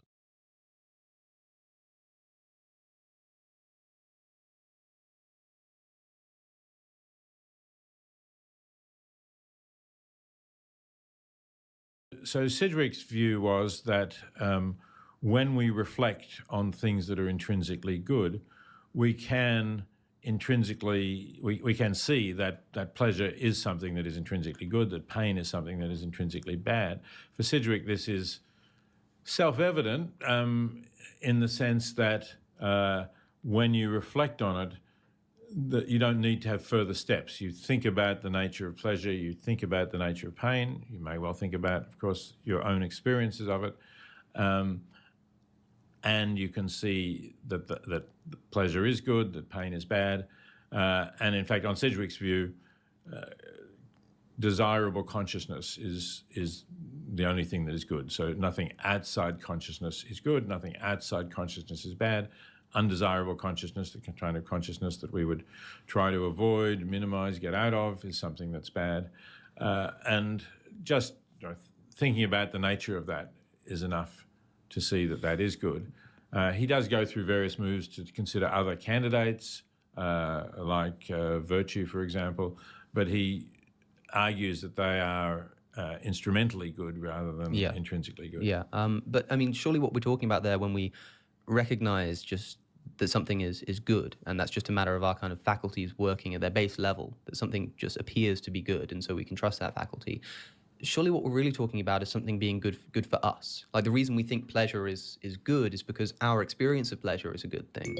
I think that's not quite the same thing as saying that somebody else's pleasure is a good thing, or saying that pleasure in general is a good thing. I mean, I haven't had experience of pleasure in general, and I haven't had experience of someone else's pleasure, and so I don't think I can say in the same way, oh yeah, I think that's that's pleasure, that's good, just as a matter of my faculties working at their base reasoning. I think the only thing I can really apply that to is my own experience, which would Right. imply that the only thing I can say that is good is my own pleasure. No, I think I know a lot of people say Yeah, because it's very hard. I feel like just in general for like most people, it's really hard to consider like how something feels for someone else if they haven't experienced it themselves. Usually when you're talking about pleasure or pain, you're first instinctively drawing from your personal reference. something like that, but I think that really fails to distinguish between what I care about, what I desire, what I want, which may well be. I mean, I hope it's not for you, and I hope it's not for everybody. But certainly, many people would say the only thing I care about is my own pleasure, or that's what really matters to me, or it matters a lot more than the pleasure of others. That's humane. But that's different from saying this is what I can recognize as something that is intrinsically good, and in that, yes, you are limited to directly experiencing your own pleasure. But we have good evidence that other beings experience pleasure, evidence from their similar behavior to ours, also now anatomical and physiological evidence based on their nervous systems. So really what you're experiencing is pleasure as experienced by a conscious being relevantly like you. And I think when you think about that, you do judge the pleasure to be good. You don't judge my pleasure to be good. Right. You judge the pleasure to be good, and then because you judge it to be good, you want it for yourself. But as a matter of a rational exercise, you can say, oh, well, I recognize this pleasure that I'm experiencing to be good, and as far as I know, the pleasure that someone else is experiencing is similar, so I recognize that that's good too. It's then a further question as to whether I will care about it, whether I'll do something about it, what kind of priority your pleasure will be. But I think recognizing that it's something that's intrinsically good is a distinct act. But can we be sure that it's that way round? That it's that we recognize something's good and therefore we want it for ourselves, rather than us wanting it for ourselves and therefore thinking it's good? I mean, there seems to be good evolutionary reasons that we would develop a system of desires and wants that are based upon what brings us our own pleasure, and a system like you discussed in the expanding circle. It makes sense to care about other people for essentially self-interested purposes. And that wouldn't be out of sync with the idea that our care for other people's pleasures can be rooted in our own. You seem very, you seem in quite fervent opposition to the idea that ethics can be grounded in egoism, in pure egoism, let's call it, in the idea that it's all based on my own pleasure and there's really no consideration for other people's pleasures outside of my own pleasure. But I don't know if it's as heinous as perhaps you're kind of implying that it is, because if we have evolved as a social creature, then it would make sense for us to care very, very much, about as much as we do, about the well-being of other creatures. Right. That makes sense. Because if everyone was a narcissist, then society, like, we we wouldn't be here, right? If if everyone just only cared about their own individual pleasure, like there would be no good in the world, essentially. And it would explain rationally why we don't feel the same way about non-human animals. But it would pose a problem in that sense when we start talking about animals. But if we're talking about human morality, I don't think it would pose that problem. I don't think that by saying that ethics is grounded in my own well-being and nothing else, that I wouldn't be able to have just as much care for my fellow creature as you would. I disagree with that. That's oh man, I gotta make a timestamp there. This is really But it would pose a problem in that sense when we start talking about animals. But if we're talking about,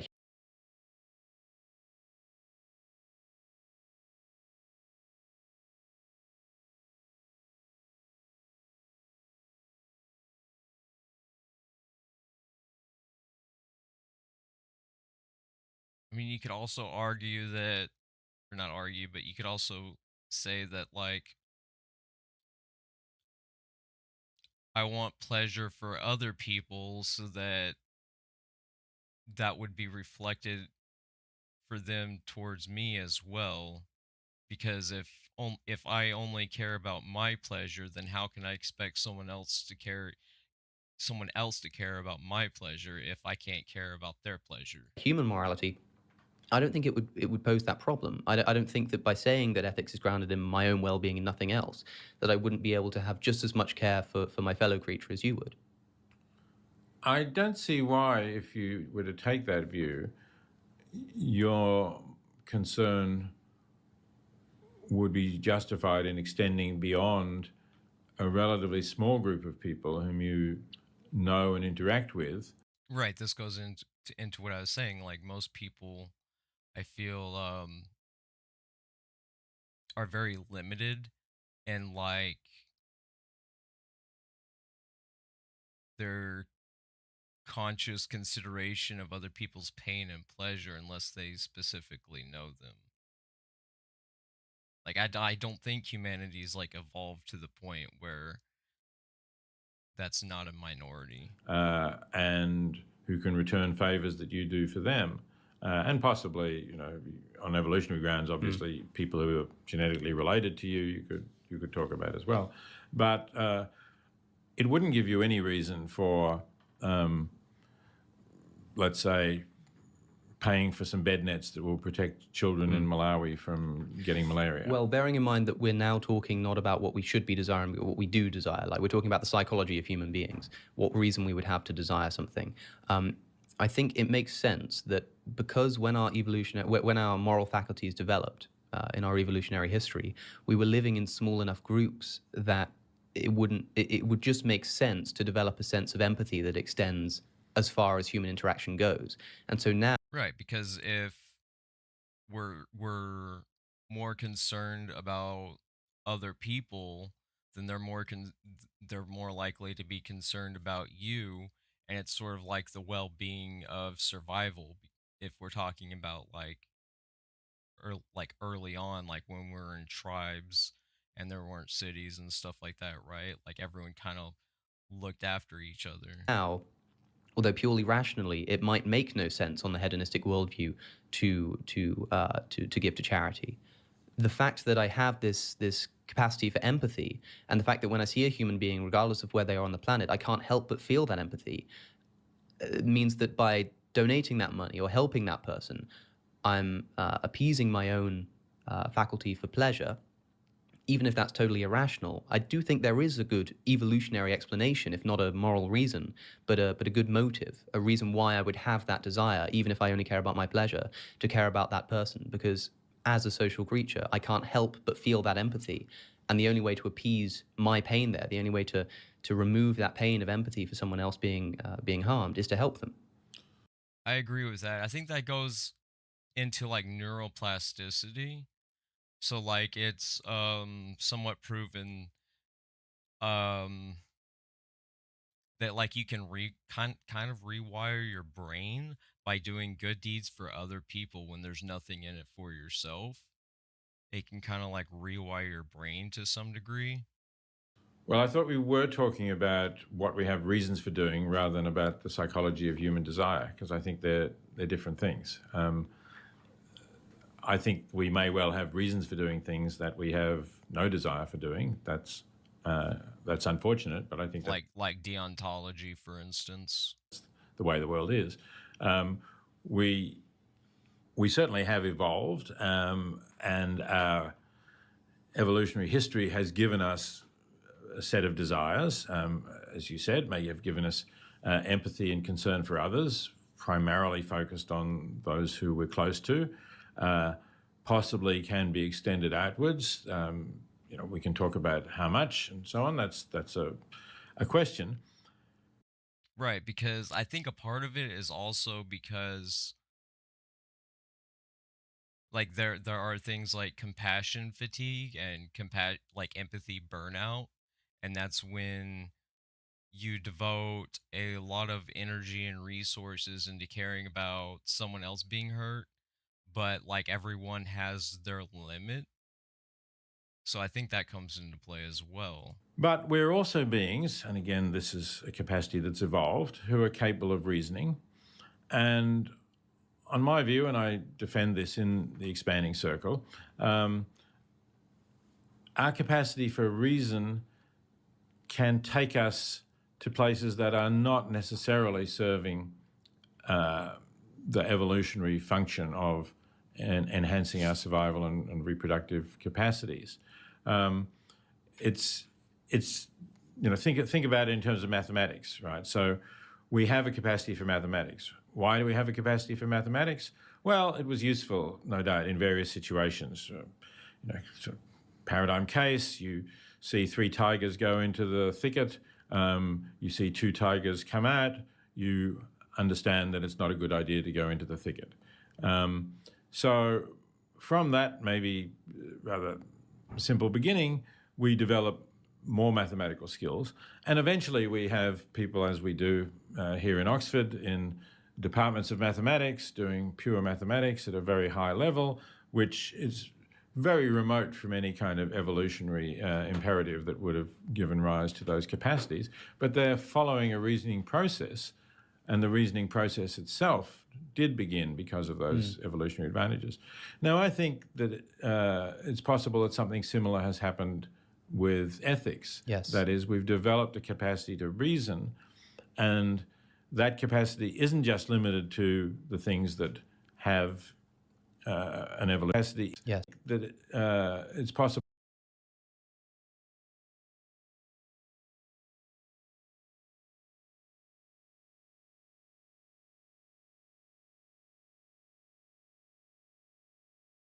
that something similar has happened with ethics. Yes. That is, we've developed a capacity to reason, and that capacity isn't just limited to the things that have an evolutionary advantage for us, but it enables us to see that we are on this planet with other creatures, that these other creatures, although they're complete strangers to us, although they have no possibility that they'll ever be able to reciprocate any favours we do to them, nevertheless, they're like us, they suffer like us, and reason enables us to see that if my pain is a bad thing for me, then their pain is a bad thing for them, and that leads me to see that it's a bad thing, full stop. But it's that if that's the important point, because I think most people would be able to agree with you and get on board with the practical point that if my pain is bad, if your pain is bad, then a non-human animal's pain is bad, let's say. But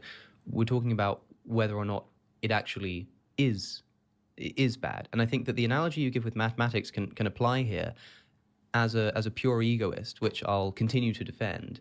I think that I can say that evolutionarily, I can explain the development of my moral faculties through the hedonistic principle, either by spreading my I hate hedonism so much. I hate hedonism. genes or through kind of reciprocal altruism. And that's how it came about. But now I have a moral faculty that I can apply reason to and extend it to things that are far detached from that evolutionary origin, such as caring about non-human animals. But the actual motive, the basis for that would still just be a subjective preference for my own pleasure that's evolved naturally. And I think that can offer a way to compel people to act morally and act in accordance with the moral principles that we're talking about, without having to say that you have to accept a metaphysical claim that morality exists and morality can be talked about in terms of truth claims. Well, the motive might be that. I wasn't really talking about motives. I was really talking about our capacity to understand what's right, the right thing to do or the wrong thing to do. I'm saying I think that comes from the motive. Okay, so we disagree about that. Yeah. I think that it's possible that some people get to it through looking at that motive in the way that you've described. I'm not going to say that that's impossible, but I would want to claim that even if you were somewhat shortchanged in that empathy department, if you are capable of reasoning, you would be able to get to this through the rational pathway that I've described as well. And what would that rational pathway look like for a person who doesn't have that empathetic quality? They just don't care. We talk about moral principles being self-evident. What does it mean for something to be self-evident in the manner you're describing? I think what it means for it to be self-evident is that when presented to rational beings who are thinking calmly and clearly, they will agree with it. So another example of a self-evident fact would be? There are self-evident facts that we may think of as truths that we would agree with, that something can't be red and green all over at the same time. So you're not some interpretations of mathematics, there's some mathematical truths. So you're not talking about something like the idea that our sight, that we can trust our faculties for sight, is just self-evident. You're talking about things like the laws of logic, which just seems to be just self-evidently true as a matter of logical principle. And you think morality falls within that category? So I think it's possible that the most basic axioms of morality fall within that category. Then, of course, working out more specific implications of them. So we could kind of list P and not P cannot be true, and underneath that you can put pleasure is good, and they're kind of in the same category of kind of certainty, just self-evidency.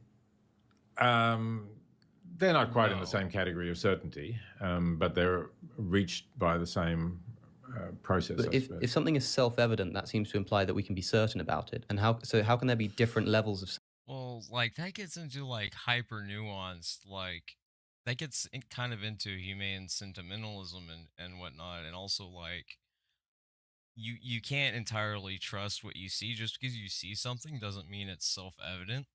Like you could hallucinate and not be aware that you're hallucinating. Certainty if they're both self-evident, they're both just true. No, I don't think that.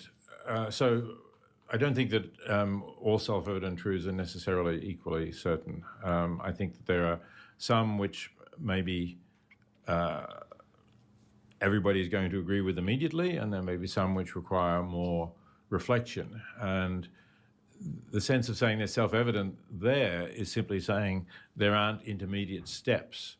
It's through reflection on the nature of pleasure that we conclude that it's good. And there is simply saying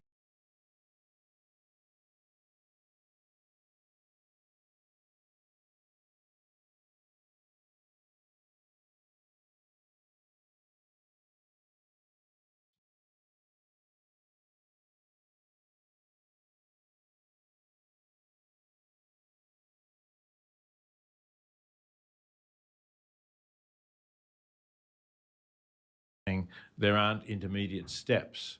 It's through reflection on the nature of pleasure that we conclude that it's good. And there's no further chain of argument that I can put in between the Extra context. experience of what pleasure is, the reflection of that, reflection on that, and the conclusion that it's good. Yeah. Now, I'm about to ask you a question that, given your philosophical history, you might say is a nonsense question, but some people don't see it that way. When you say we can reflect on the nature of pleasure and see that it's good, what does that adjective actually? But that's not true. Like that's empirically not true. Because again, like a psychopath enjoys hurting people. So just because like if everyone was a psychopath and everyone enjoyed hurting each other and they got pleasure off of that, that doesn't mean it's good. Actually mean? Well, if we're prepared to talk about values, it means that the universe is a better place if it has that in it, and I would say if it has more of it in it. Better in what? Like better for you? Sure, no, better. Full stop. I don't want to say that all values are only values for someone. I want to say that we can imagine different universes, some with lots of pleasurable experiences in them, and let's say, just to make it simple, no painful experiences, and others with lots of painful experiences and no pleasurable ones. Now, it's true, of course, that it is better for the sentient beings. If we imagine they're the same sentient beings in those two universes, it's better to be in the one with pleasure in it. But I also think we could say it's a good thing that this is the universe that exists rather than that possible one. So if I'm somebody who can live in this possible world where I have a moderate amount of pleasure, I'm having a good time. But I imagine another possible world where the overall pleasure is higher, but my position in it would be lower. I wouldn't be experiencing as much pain. To me, rationally, it would seem that I would have to say it would be a worse place for me to live. It would be a worse place for you to Right. live, but it would be a better universe For everyone else, yeah. all the same. And But you couldn't say it would be a better place to live. It would be a better place for everyone else to live. well, And when we're talking we about say- ethics, surely we need to be talking about Well, what we it's- can it's- do to it's- make the world a better place to live. you could say it's a better place. Clearly, you could say it's a better place for the average being living in that world. But why should we? That's the thing. Like, why should I care about the average being if when I'm put in that world, it's going to be worse off for me? I'm not going to enjoy it. I'm not going to have a good time. Well, I'm not sure why you keep pushing in the idea that you're not prepared to trade off your own interests for the sake of any other value. That everything. Right. Like what about doctors and stuff like that? Like they sacrifice to uh make the world a better place for others, for the average person. So it's not like there aren't just selfless people.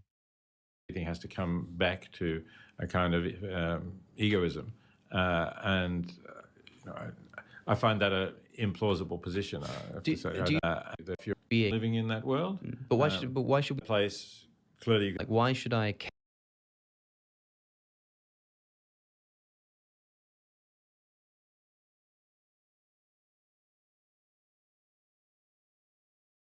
care about the average being if when I'm put in that world, it's going to be worse off for me? I'm not going to enjoy it. I'm not going to have a good time.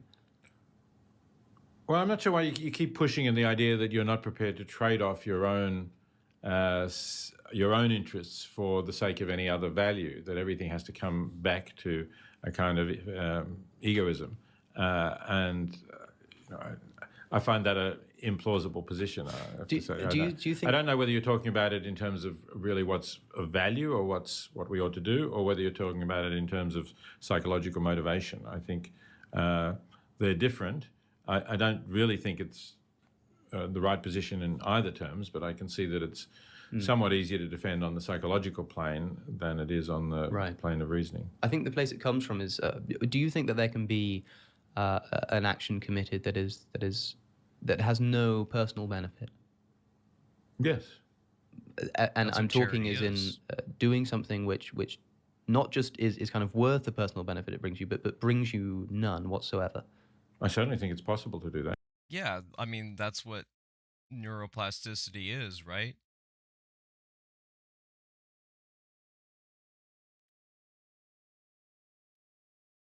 Worth the personal benefit. Talking is in. So like it's proven to some degree that if you do good things for other people when there's nothing in it for you, it actually kind of helps like rewire your brain.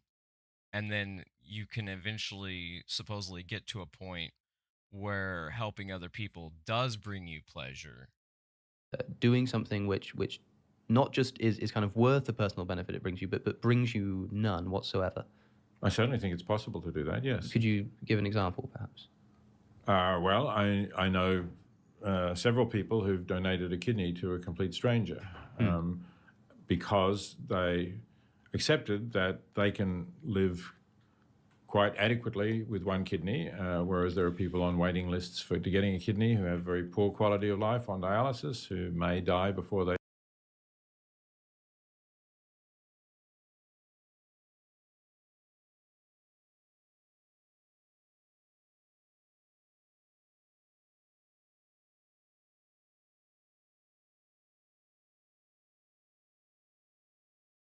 ever get to the point of having a kidney. And they didn't derive any pleasure from the knowledge that they'd helped someone in that manner?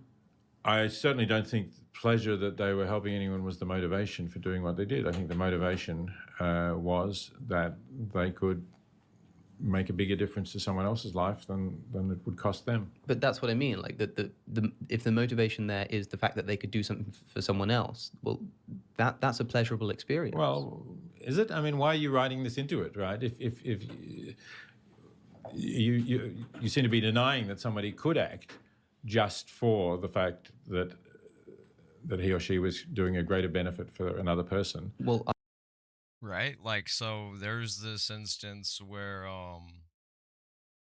uh I was at a gas station, and in the front doors there was a trash can, and on top of the trash can there was like a cigarette, like ashtray sort of thing, and someone put the cigarette in the trash can and it started smoking.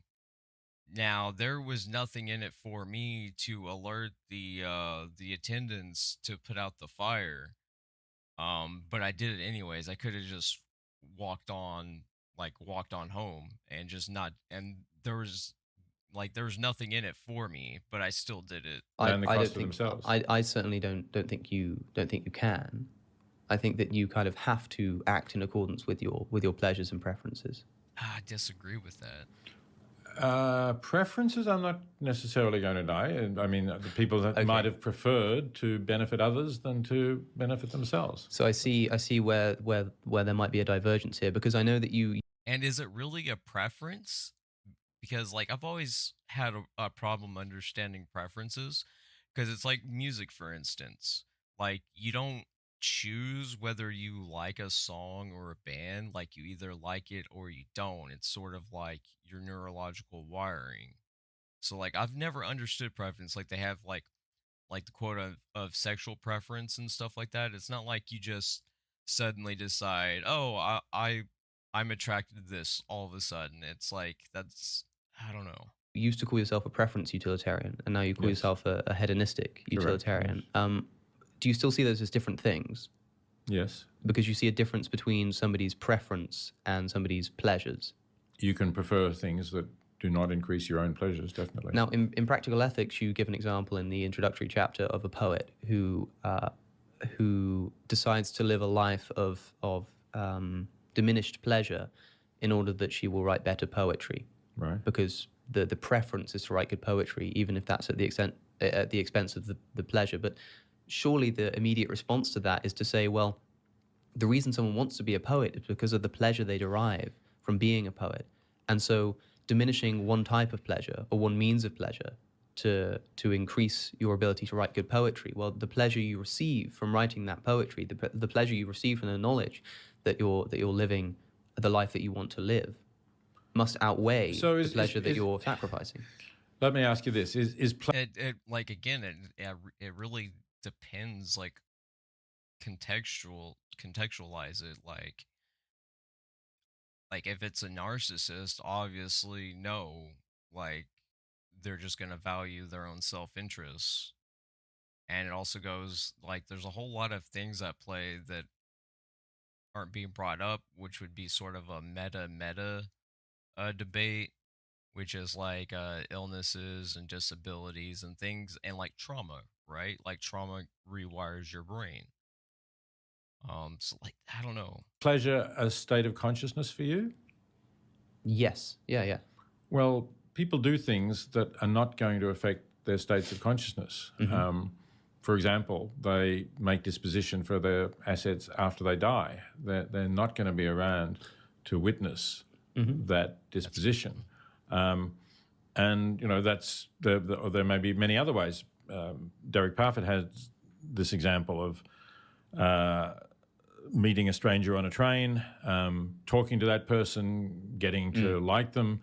And Like, one instance that I remember when I was working fast food, I was working at a Burger King, and I was like in my 20s or something, and this like woman was with her mom, and she was just literally just crying, like bawling her eyes out, and she looked about like my age.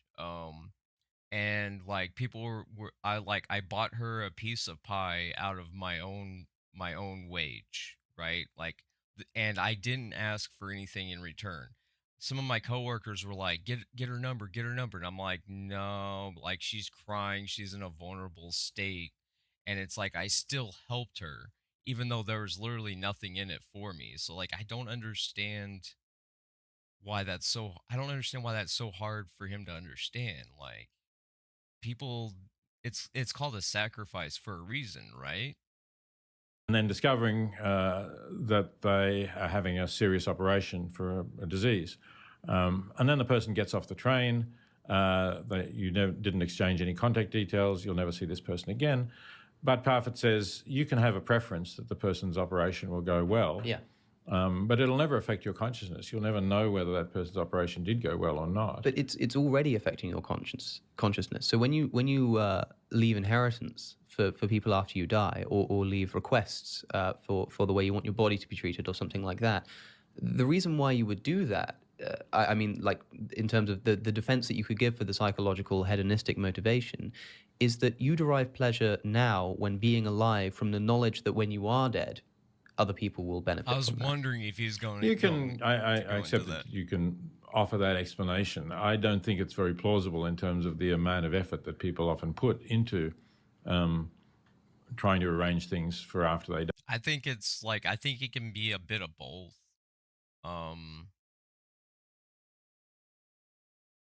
Like you can look back knowing that you set up a will and then feel pleasure that knowing that your family or whomever, even though you're not around, you'll still be helping them and then get pleasure from that. Die, or another case might be trying to complete some book that they're writing before they die, where perhaps it makes life much more difficult for them, and they're not going to be around very long before they die anyway. It doesn't seem like a good trade-off in terms of but I mean they don't. We could also use someone that's terminally ill, for instance.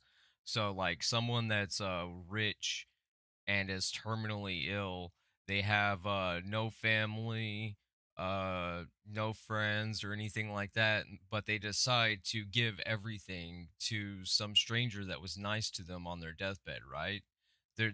There's literally nothing in it for them.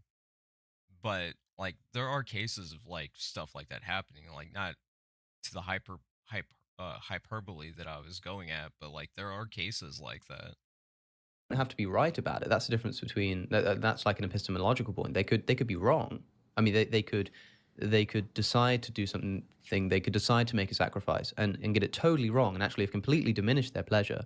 But I completely agree with that. Again, it's like contextual nuance. So like I've helped people out and then regretted doing it because anyone that's been manipulated or taken advantage of, I feel like can understand that sentiment, right? You go, maybe you go out of your way and you help someone that you think was a friend, and this whole time they were stealing from you or talking shit behind your back, and then you don't get joy anymore out of that good act. You feel like regret. In terms of but I mean, they don't have to be right about it. That's the difference between that's like an epistemological point. They could be wrong. I mean, they could decide to do something. They could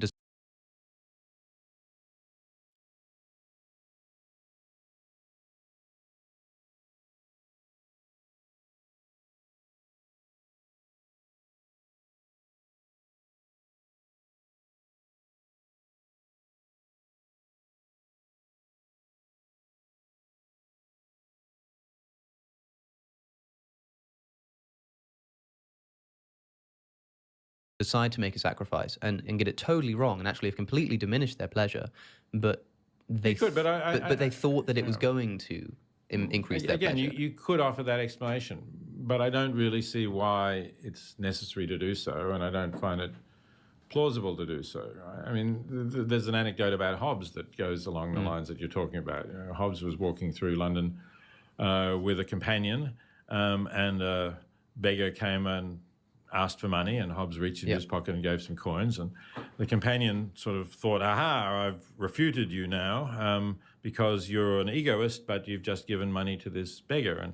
And Hobbes said, no, I gave the money to the beggar because it made me happy to see the look of pleasure on the beggar's face. It's always possible to say that kind of thing.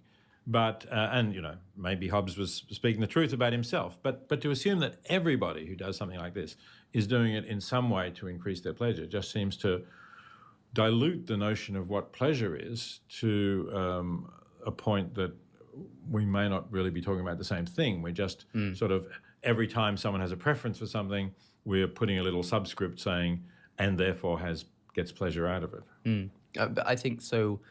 When you talk about Hobbes, I think it goes deeper than just, well, I liked the smile that I got back from the beggar. I think it speaks to an important part of our human nature, that, like I say, we've evolved to care deeply about other people, and so it's not just some triviality. The pleasure that I receive from helping somebody else is not a trivial pleasure. It's one of the deepest pleasures that I can have, because it's so ingrained into the fiber of my being. Right. So that means I can see why at first glance it appears totally trivial. It appears like, yeah, okay, so technically you derive some pleasure from doing this good act, but that can't be the main motivation all the time. But I think it can be if we see it for what it really is, which is so much more. I feel like a counter argument would be someone like Mr. Beast, right? So people cite Mr. Beast as like this good person and whatnot. But if you actually analyze like under ethics, like what he did, you don't need to record yourself helping someone else. Like if you genuinely want to help another person, and you just want to do it like either because it makes you feel good, or it makes you feel good because you're genuinely helping them and there's nothing in it for you, and that makes you feel good. But like there's also the distinction to be made that like if that was the case, you wouldn't be recording it. And not only that, like if you want to get into like meta ethics, um so like Mr. Beast gets paid for helping other people, but then he doesn't give the money that he makes recording those people to them. So the money that he's giving them is inconsequential to the amount that he's getting off of them. Than just that baseline pleasure. Yeah, I think if you're going to talk about the way in which we've evolved, you're still going to have some problems, because, unfortunately, from my perspective, we don't have a very strong inclination to help strangers far away from us.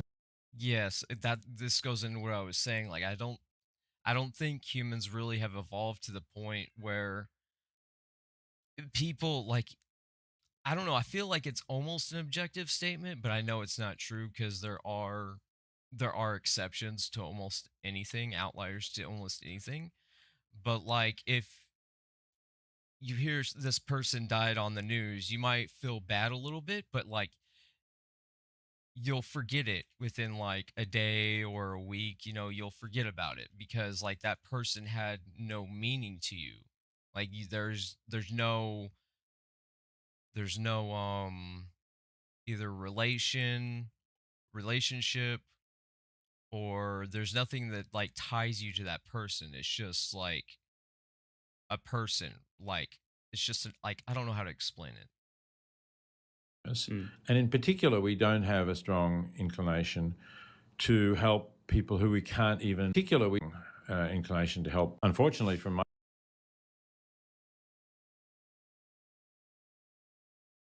Like there are I don't know if I would call it a disability, but there are conditions. Like I forget the name of it, but there's this condition, and it the sole condition, it basically makes you constantly happy, and it makes you want to be friends with other people. And it just, I can't remember the name of it. But like, so there are cases like of people like that, that like if they hear someone dies, like they'll cry, but it's really rare. My perspective, we don't have a very strong inclination to help strangers far away from us. And in particular, we don't have a strong inclination to help people who we can't even see as identifiable recipients. So there's this well-known phenomenon of the identifiable victim, which we saw in the case of the boys in Thailand who were trapped in the cave, right? And there were these 12 boys and their coach, knew who they were, could see their parents on television and so on. And there was huge concern over those 12 or 13, including the coach, perhaps it was, people, and enormous amounts of money were offered and spent in order to rescue them. Well, I think that's also, again, context dependent, because those were kids. And so a lot of people that had kids were thinking, well, if my kids were in that position, I would definitely want someone to help my kids, right? So I think in that case, it's sort of like an outlier, right? I don't know. And I'm happy that they were rescued. But Right. For sure. when people are asked to do something for people that they can't identify, such as, will you donate to provide bed nets for children in regions that get malaria? And Oh, this goes into like the whole Walmart, what is it? It's like Angels something, where you pick a name off of a Christmas tree, and you get a name, the like whether they're male or female, and the kid will have like a list of items that they want. And a lot of people, like, it's also like the what is that old program where you could like adopt someone remotely or something like that, in like a barren region, and like you get a picture of them, and you can kind of like contact them a little bit. So it's like there's somewhat of a connection there. What he's talking about maybe is like where there's no connection, right? Like, so like you said, like you're donating um to some sort of a charity, or donating things to a charity, like you don't see the other person on the end. And I feel like that sort of charity is a lot rarer, because there's nothing to draw from on that. Like, there's no experience of the outcome. That's what it is. There's no experience of the outcome. Like, when you see the outcome, it makes you feel good. So I feel like people are less inclined to do that, like, to some of extent. course, you can never identify whose life your donation has saved. Exactly. Because you can't tell which of the children now sleeping under bed nets would have died had they not had a bed net. And that response is unfortunately much weaker. So, there are lives That's exactly what I was saying.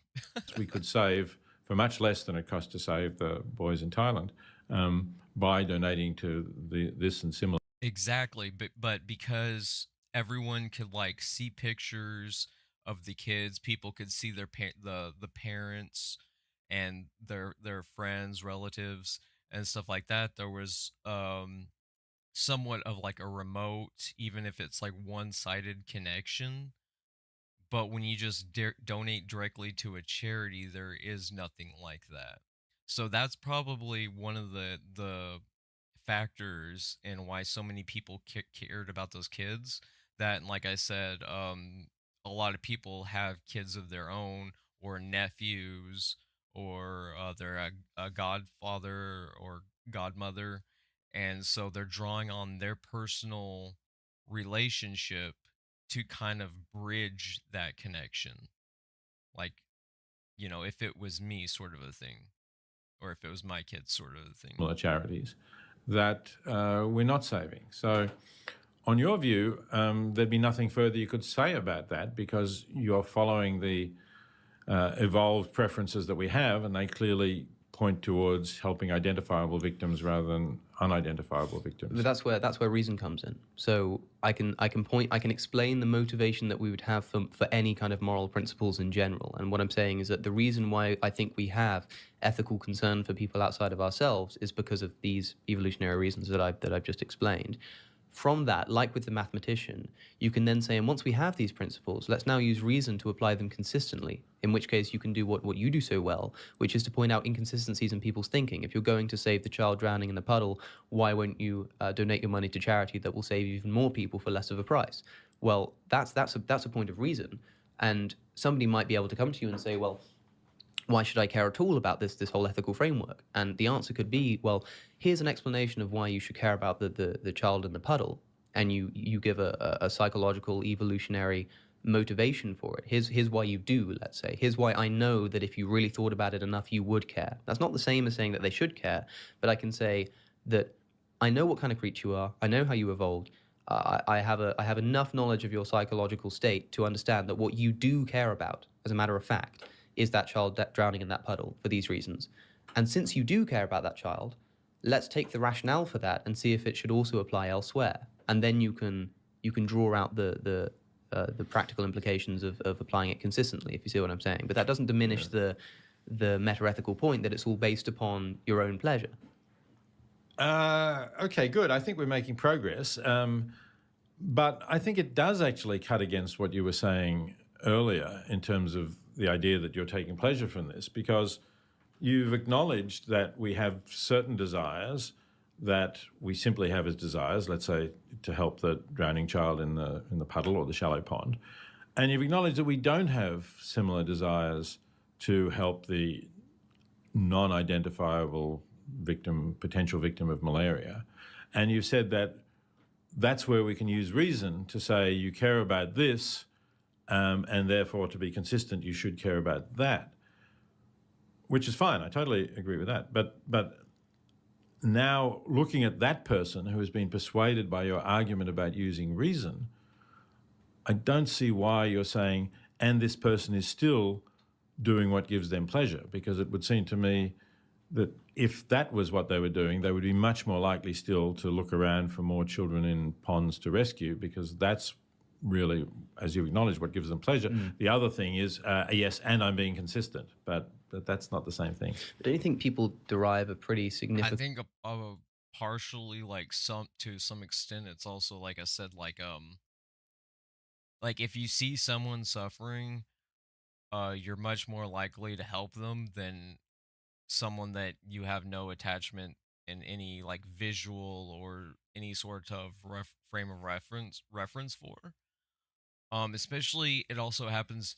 It also, like, takes into play, like, access. So, like, if you're just, like, walking on a street and you see someone, like, or, like, walking in a park and you see someone drowning, um there's less of a reason to not do it because you're already right there. So I think convenience does have some say in that. I think convenience, maybe even for a lot of people, has to do with a lot of it, right? pleasure, or if you prefer to frame it differently, just say have a strong preference for having a kind of philosophical consistency. Don't you think that there is a preference within people to have consistent moral principles that they're able to live by? Yeah, I do think that. And certainly I work with that. It's, there's kind of a, like, can be called cognitive dissonance, if you like, that I know that I think this, and that to be consistent I should do that, but I'm not doing that. And that produces, that can produce some sort of unease or discomfort. So I think perhaps if you're trying to defend your position, you would say at that point, what you're trying to do is to avoid some negative experience, perhaps the negative experience of knowledge that I'm not acting consistently. But I'm still not. I'm still skeptical that you could really explain this reasoning process now in terms of acting for my own pleasure or anything of that sort. I think we've got pretty far away from that. Because my only problem is that I don't see how else you can do it. Because talking about, I could just as easily say that I can see why someone would think that that moral principles are self-evident, but I don't think it's plausible. I don't find it convincing. I don't see how you could psychologically account for that kind of thing. Exactly. It's just the same. It's the same thing both ways. I mean, what can you give me more than just saying, well, it's self-evident? Can't you see that the pleasure is good? I mean, like Sam Harris says, put your hand on a hot stove and... Well, again, that's like contextual. Like, it's a person by person basis. The problem is that, like, these are super nuanced points, and like there's no accountability for people that have conditions like psychopathy or narcissism or trauma or disabilities. And there's actually a lot of disabled people in the world. Like there's a lot of mental illnesses, there's a lot of physical disabilities, and those absolutely have a place. So I guess they're arguing from the average person's perspective. But then again, at one point, I feel like in order to really relate to, you best relate to suffering if you've experienced it yourself. And so the average person isn't in chronic pain. The average person doesn't have disabilities or illnesses. So they have no frame of reference for what that feels like. And since they have no frame of reference for what that feels like, they can't really put themselves in another person's shoes. And so that creates sort of a, I don't know, sort of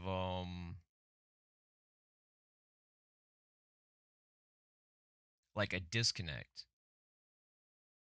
Creates like a disconnect. And you'll just know that the pain is bad. Like, try and keep your hand on a hot stove. That's his point. It's like, well, okay, but there's a big difference between saying that, yes, subjectively, when I put my hand on a stove, I experience a subjective feeling of pain. Like, I don't like that pain. I don't enjoy it, which is almost, by definition, a subjective preference. There's a world of difference between that kind of recognition and the jump to an ontological point that pleasure as a concept is good. And I can't see why you're able to make that jump. Yeah, I don't see it as that great a jump, but it does, I guess it does require you to say it's possible for value to exist in an objective sense rather than just be the values for those beings. I think that's where the kind of objectivist meta ethic that I'm trying to defend does get difficult. I agree, because if somebody wants to does just put it is a feeling. Yes, it's like, well, okay,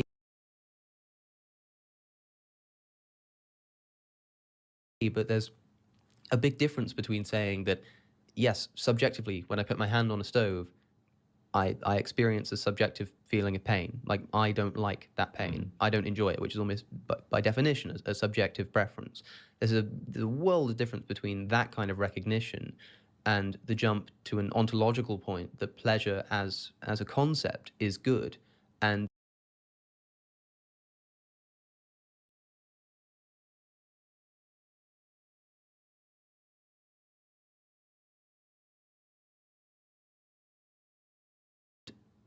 I can't see why you're able to make that jump. Yeah, I don't see it as that great a jump, but it does, I guess it does require you to say it's possible for value to exist in an objective sense rather than just be the values for those beings. I think that's where the kind of objectivist meta ethic that I'm trying to defend does get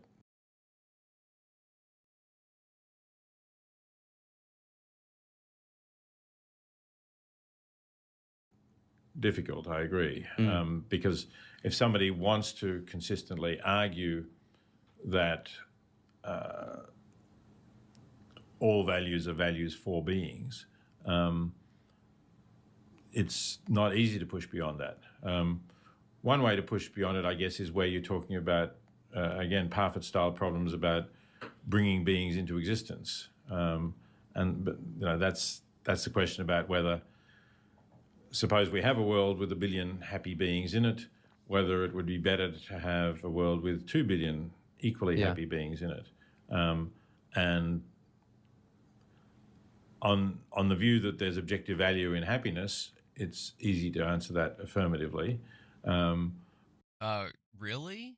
I disagree with that. Hold on. That sounds like humane sentimentalism.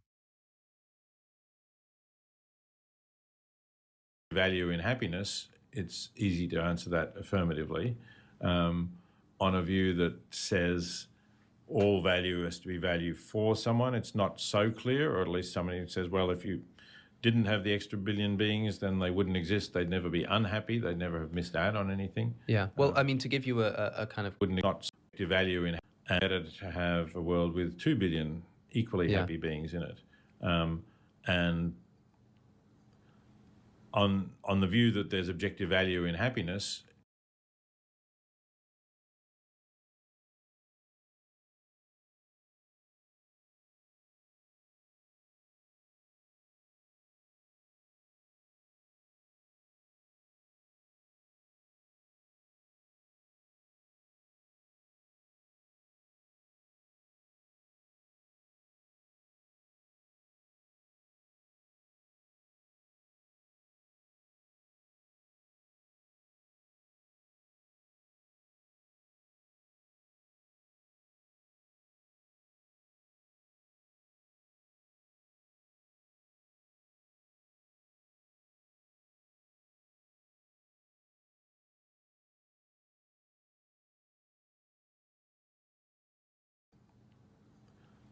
on the view that there's objective value in happiness, it's easy to answer that affirmatively.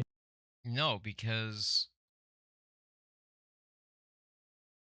what's the value in a psychopath being happy that someone was hurt? What's the value in that? That makes I don't know. I'm having a hard time understanding that part. On a view that says all value has to be value for someone, it's not so clear, or at least somebody says, well, if you didn't have the extra billion beings, then they wouldn't exist. They'd never be unhappy. They'd never have missed out on anything. Yeah. Well, I mean, to give you a kind of classical, almost cliche with a utilitarian dilemma, to elucidate your own view, do you prefer the society of 100 people who all have 100 points of pleasure, or a society of 100,000 people who all have 99 points of pleasure, where the average is slightly lower, but there's far more of them? Okay. Well, at least at that level, I'm a totalist. But obviously, you can keep going, making the world larger and dropping the level of pleasure, and then you end up at the repugnant conclusion, which is a little harder to swallow. But do you just kind of bite the bullet with the repugnant conclusion? Do you just kind of say, like, if this ethical theory is sound and it leads to this thought experiment where we'd have to do something that intuitively is just totally immoral, if that's what the ethical theory requires, then we just have to accept that because this particular thought experiment is so contrived, we never have to really worry about it, and just say that if it did arise, we'd just have to act in accordance with it? Yeah, it's not only Exactly. that we... Like exactly. It's contextual. Like everything should be taken as a per case basis. It's never going to happen, and we... That's the problem with utilitarianism, and is like there's generally no outliers for utilitarianism. So like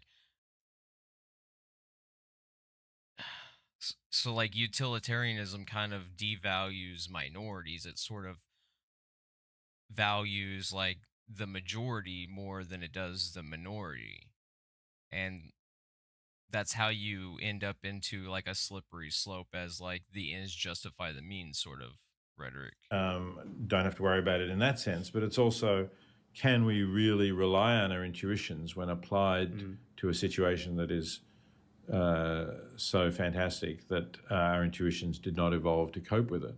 So, in terms of the repugnant conclusion... Which, for our listeners, perhaps you could just talk about the specific conclusion we're talking about. Oh, right, okay. So you started off by comparing 100 people at a level of 100 with 100,000 people at a level of 99. Yeah.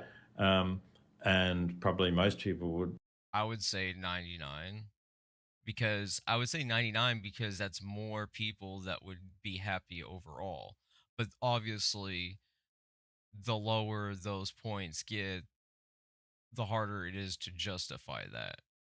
But in that specific instance, I would say the more people being happy. Be prepared to say, yeah, that small drop in pleasure is worth the fact that there are now so many more people. But as I said, you can just continue with that ad infinitum, and eventually you'll get to a world where you have people at, let's say, 0.001, it has to be positive still for this to work, but it can be life just barely worth living. And yet there's so many people that all of those people at 0.001 adds up to more than the 100,000 at 99. Yeah. And a lot of people will say, no, wait a minute, now you've gone Yeah, that I don't agree with that. I don't. too far, right? I'm prepared to have more people if the quality of life is still really good, but now you're getting to some, very dull, barely worth living kind of life, and we've lost what I'm not prepared to accept that, and that's the repugnant conclusion to the argument. Now, a lot of philosophers, including Parfit himself, tried hard to work out ways in which you could accept a view that did not have that implication. Parfit never,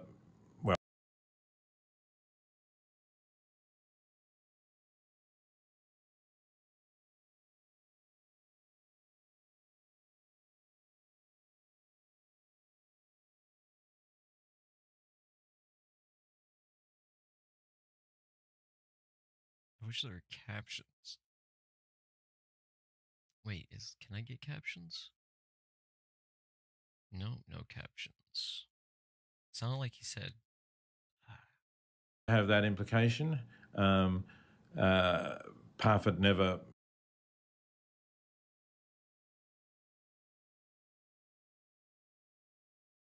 Well, I shouldn't say Parfit never found one, because there was a posthumously published paper in which he put forward some suggestions, which I didn't find totally convincing, I have to say.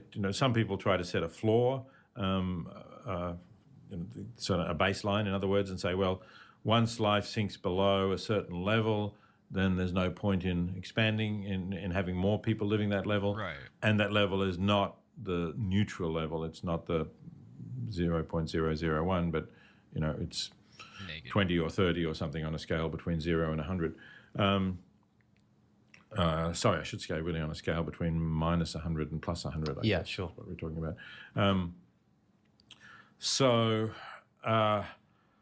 what do I do about that? Well, as I say, I think it's really hard to grasp these numbers and to think of these differences and to think what this life would be like.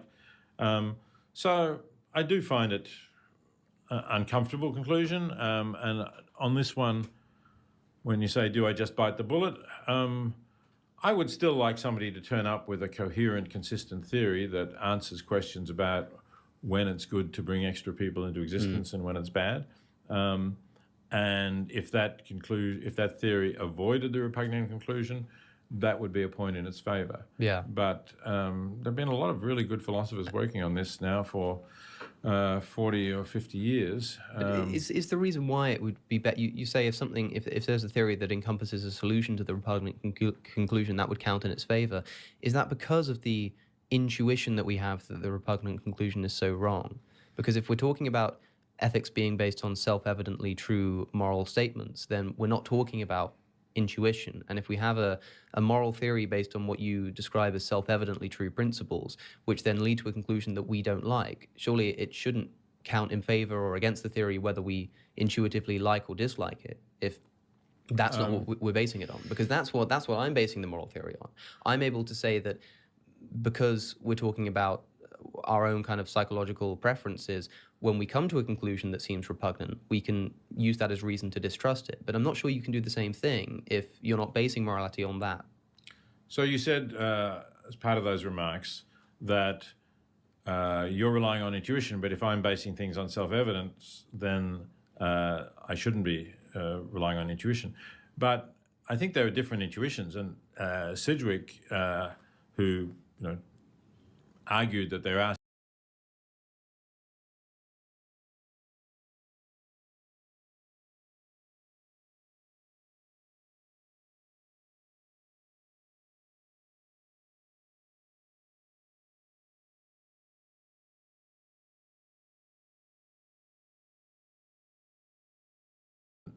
Sidgwick, who argued that there are self-evident axioms, described this as philosophical intuitionism. That was the term he took for it. It's philosophical intuitionism because it's different from common sense morality, which relies on And I disagree with like common sense, because what's common sense to one person isn't going to be common sense to another.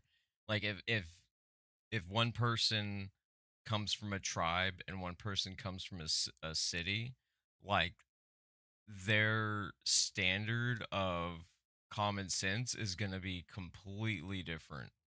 particular moral judgments. So people who rely on intuitions to say, it's wrong to lie, or various other, incest is wrong, whatever. Well, again, okay, I agree with the incest being wrong, but like, again, like that's not common sense, because like if lying saves someone, then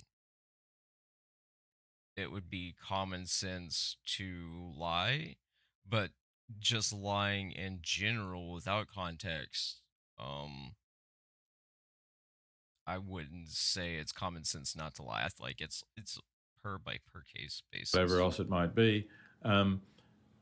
That's what Sidgwick would have called the morality of common sense, which is a kind of intuitionism. That is specific intuitions, particular judgments. It's the kind of thing that Rawls also talks about when he talks about making decisions from a position of reflective equilibrium. We find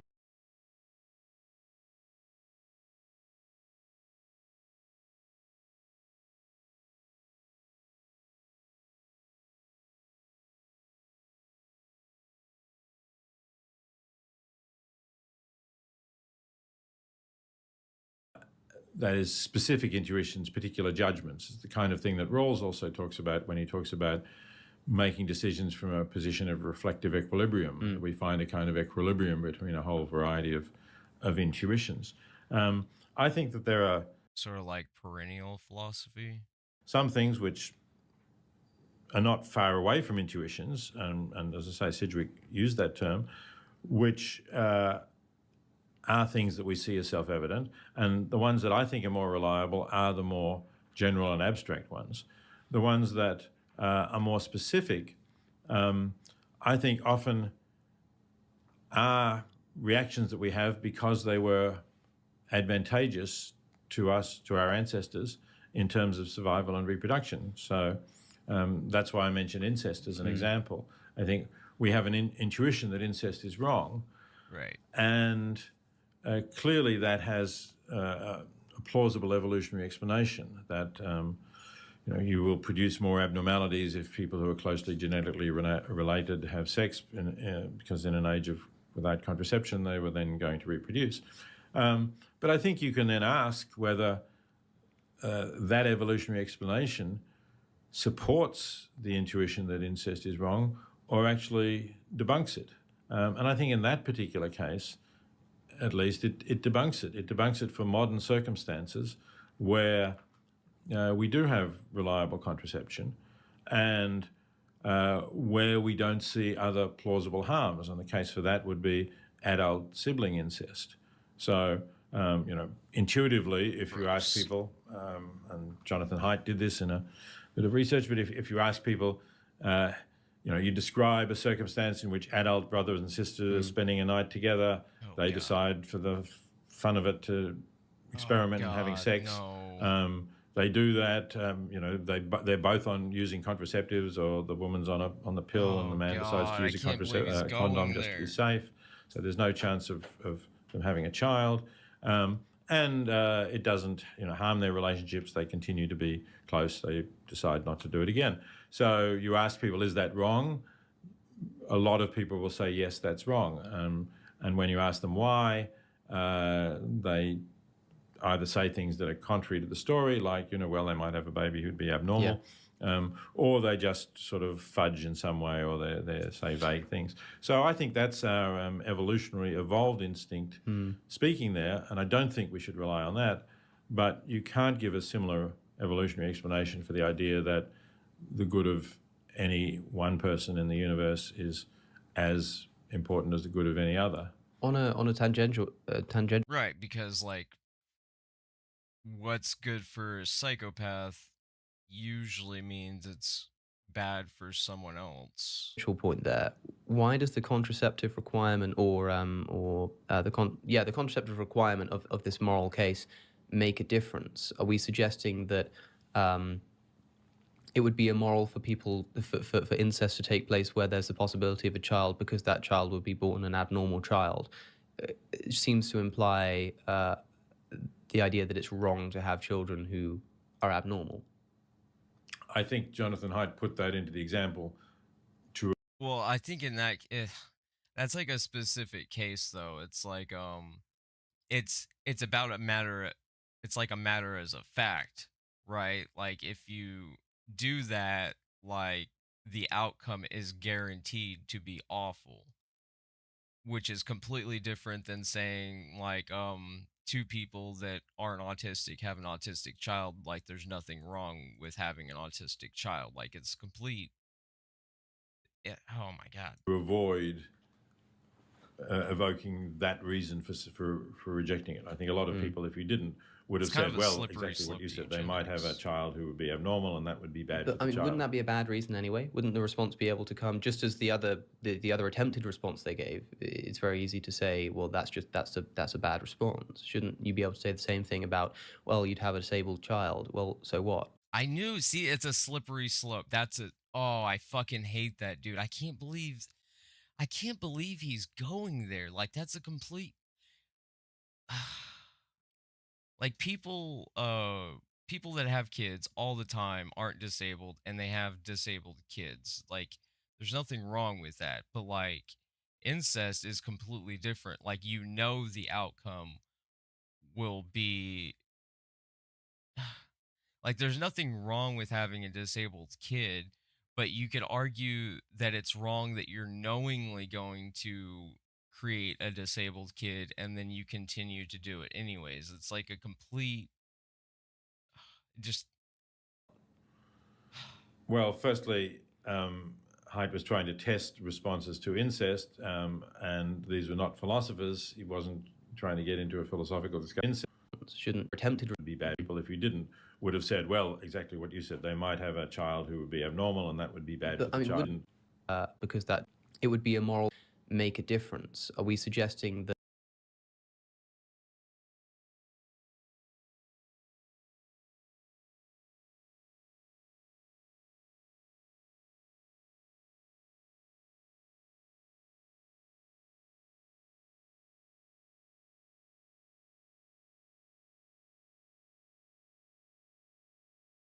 That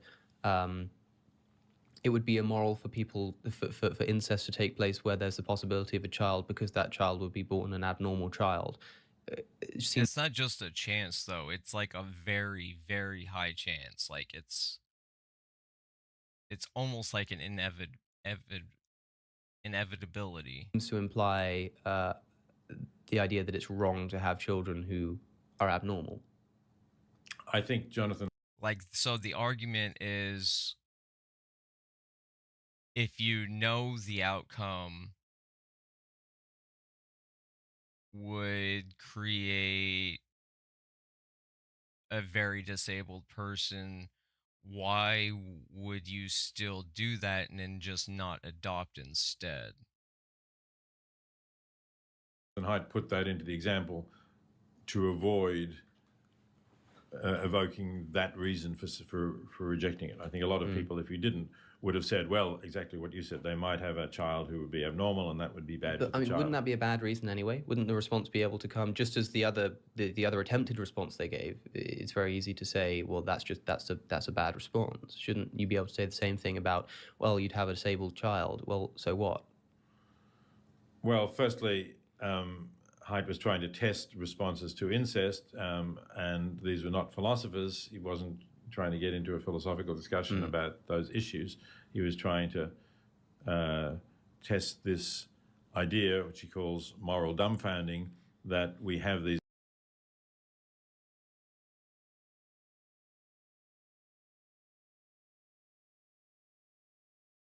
evolved intuitions, and we can't really explain, we can't really defend them when they're applied in situations where other reasons for thinking that those acts might be wrong don't apply.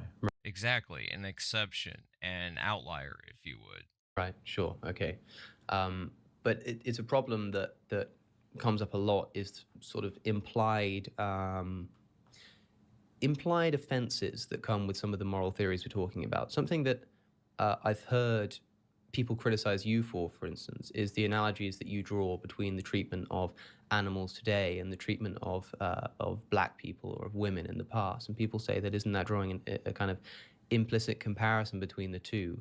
I think essentially that is what you're doing in terms of drawing a comparison between the moral consideration of both. But how do you respond to the critics who say that it's totally wrong to be suggesting that we can treat the suffering of animals in the same way that we treat the slave Well, I'm trade? certainly not suggesting that. I never suggested that. I think I'm pretty clear in when I write about that analogy that I'm referring to certain particular parallels. That is, that in all of these cases, we have a dominant group, an elite, namely whites in the case of racism typically, and males in the case of sexism, that takes advantages of those who are outside that elite, and makes uses of them. Exploitation. Turns them into slaves in one case, turns them perhaps into practically slaves in the case of men and women in many societies. And in the case of animals, also turns them into slaves, ploughing. The comparison is exploitation. That's what the comparison is. That's something that you can apply to like animal agriculture and those topics he was talking about. Is the common factor is exploitation, right? You can exploit animals and you can exploit humans almost the same way depending on the context, I guess.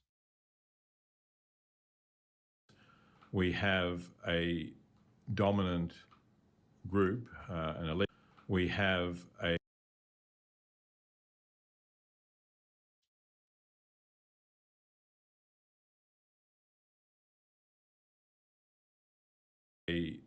dominant group, an elite, namely whites in the case of racism typically, and males in the case of sexism, that takes advantages of those who are outside that elite, and makes uses of them, turns them into slaves in one case, turns them perhaps into practically slaves in the case of men and women in many societies.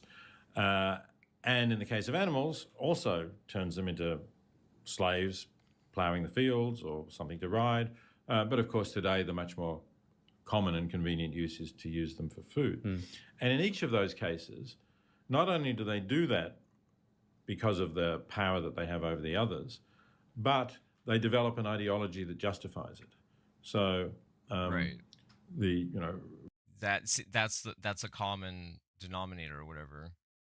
Racism came with a whole ideology about the superiority of whites, and in some cases supported by appeals to religion, to verses in the Bible. Obviously, similarly with the case of men and women, and identically in the case of humans and animals. People justify this by saying, yes, and it says in Genesis that God has given man dominion over the animals, so that's why we're entitled to do this. So that's the parallel that I've been trying to draw. I've never said that human sufferings are no different from animal sufferings. I've never said that the differences between humans and animals are no greater than the differences between white or blacks or anything like that. Of course, that would be an absurd claim. Yes, that would absolutely be absurd. I hope nobody listening thinks that I was implying that you'd made that comparison. I meant the comparison that you mentioned between the ability to feel pain.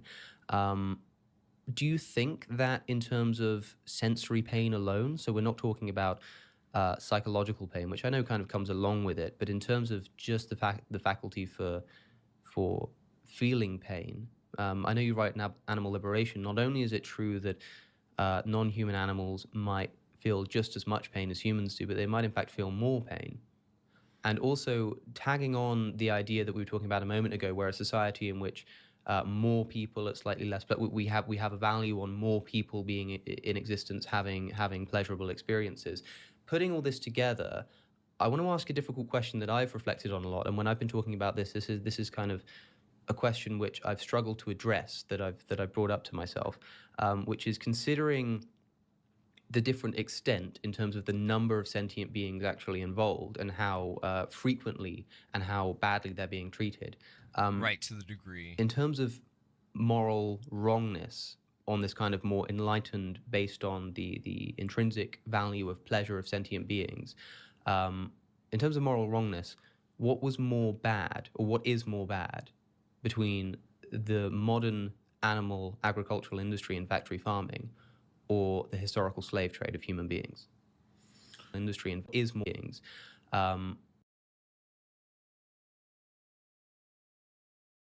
In terms of moral wrongness, what was more bad, or what is more bad, between the modern animal agricultural industry and factory farming, or the historical slave trade of human beings? Those are very difficult comparisons to make, I think, because I'm certainly prepared to recognize that Africans taken from their homes and their families and treated as slaves, and then even when they got to the New World, obviously families were broken up. If they had children, they might be taken away and enslaved, and they have a different awareness of their situation and different possibilities. So it's very hard to compare what they are suffering with what non-human animals suffer. And as you say, the numbers are vastly larger for non-human animals. Yeah, that's the thing that I think makes the difference, because I think you can easily say that because of the psychological trauma involved in the slave trade, it was far worse for the individual. But because of the sheer number and the fact that it's likely to continue, the sheer number, there must be, if we're going to use a principle and kind of look at it mathematically, there must be this number of animals suffering that would outweigh a number of human beings suffering. And with the sheer scale of the current agricultural industry, if there is such a number, surely we must have passed it by now. I agree that in principle there must be a number, given, assume that obviously there's some forms of slavery that still exist, but let's say we're talking about the European taking of Africans, the slave trade to the New World, and all of the terrible things that happened to slaves there. So that's now finite. It's over, and I don't know what the number is, but however many tens of millions, perhaps, but certainly small compared to the 74 billion animals that are currently raised and slaughtered for tiny food each year. It's not even close. Not even close. True, but I'm not prepared to say whether that number has already passed, whether it's worse. It's possible that it has. I'm also not going to say it hasn't. But I certainly think that, yes, in principle, the amount of suffering that we inflict on animals could mean... Well, I mean, if it depends, like if you enter like climate change, because climate change is an inevitable byproduct of animal agriculture, you could argue that the number has passed, because the point of no return for climate change is in 3 years. So, which will make it inevitably so much harder to reverse climate change. So maybe you can make that argument. I mean that that speciesism as such, as an attitude, and all the practices that flow from it, have actually done more harm, caused more suffering, and in that sense been worse than all of the terrible things that slavery did as well. I think that's enough to answer the question, because I think the difficulty in that question lies in the intuition that many people have to just say that there is no number of animals that could suffer and die that would possibly outweigh something like the slave trade, because of the sensitivity surrounding it. That it seems incredibly offensive to suggest that could be the case. But I think that morally, if we're going to be mature about it, we have to accept that, and we're going to be principled about it and be consistent about it, we have to admit that such a number would be reached. But I'm interested again in terms of, speaking of the difficulty that people would have to actually accept these moral principles, intuitively speaking. Another thought experiment would be something like, if we were able to abolish the factory farming industry tomorrow. But in order to do so, and I know this isn't the case, I'm not suggesting that this is what comes about through a vegan diet, but just in a hypothetical situation, in a possible universe where it does, all human beings have to live mildly fatigued. Not severely, not such that they can't get out of bed, but enough that they're noticeably tired every day and they're pretty uncomfortable about it. The pain of doing that would be nothing compared to the pain saved from the agricultural industry. But could we really expect human beings to... But I mean, we'll look at the pain from climate change. Like, there are places right now that are extreme drought where like there's virtually no water. Think about the pain that those people are suffering because of animal agriculture. to accept that kind of arrangement, to diminish their well-being significantly, but not so significantly that it outweighs the thing that they're saving. I feel like if you were to propose such a situation in that possible world, if you were to stand up in Parliament and say this is the law that we should bring in, they'd probably laugh you out of the room. And would they be wrong in doing so? Well, you may be right about what they would do, but I do think they would be wrong to do so. And the phrase that you used, you bring it up in Parliament and they laugh you out of the room, is in fact exactly what happened when the first animal cruelty law was proposed in Britain in the early 19th century. I can't remember, 1810 or 12 or something like that.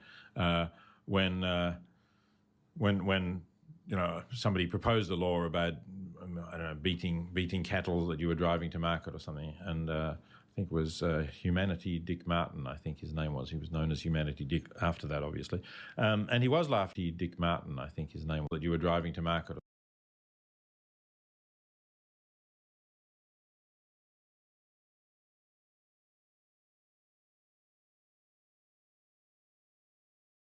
something. And I think it was Humanity Dick Martin.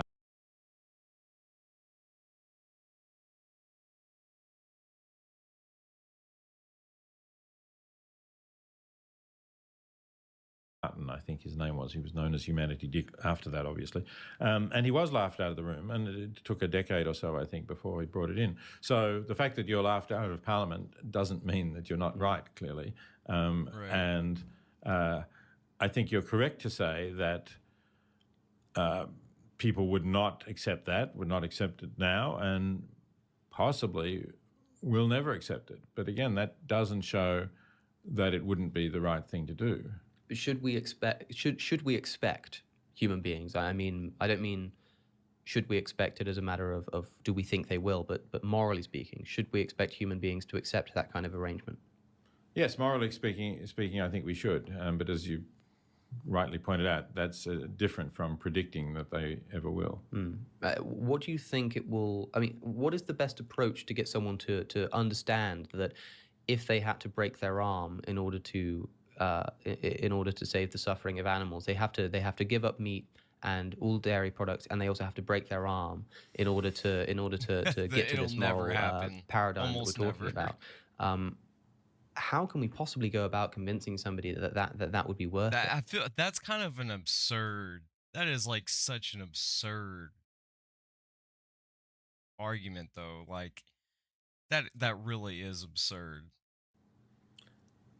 Worth it for them? Yes. Maybe not. But Well, it depends. If people have to break their arms to save humanity from climate change, it depends, because right now there's a lot of people that support climate accelerationism and are in denial of it, and it's like it's not only in their best interest to fight climate change, it's in their kids' best interest and their kids' kids and their kids' kids' kids' kids' best interest. So I mean, a lot of people don't even see that it's like in everyone's best interest to do the thing. So adding and just switching diets, so expecting people to break their arm on top of that is absolutely just absurd. But that, again, I would want to convince them that was the right thing to do, and then at least some of them, perhaps because of what we were talking about earlier in terms of that desiring to be consistent and to do what they see as the right thing, might then do it. But It'd be a minority. in general, I hold quite a demanding ethic in not only with regard to animals, but with regard to what we ought to do for people in extreme poverty. And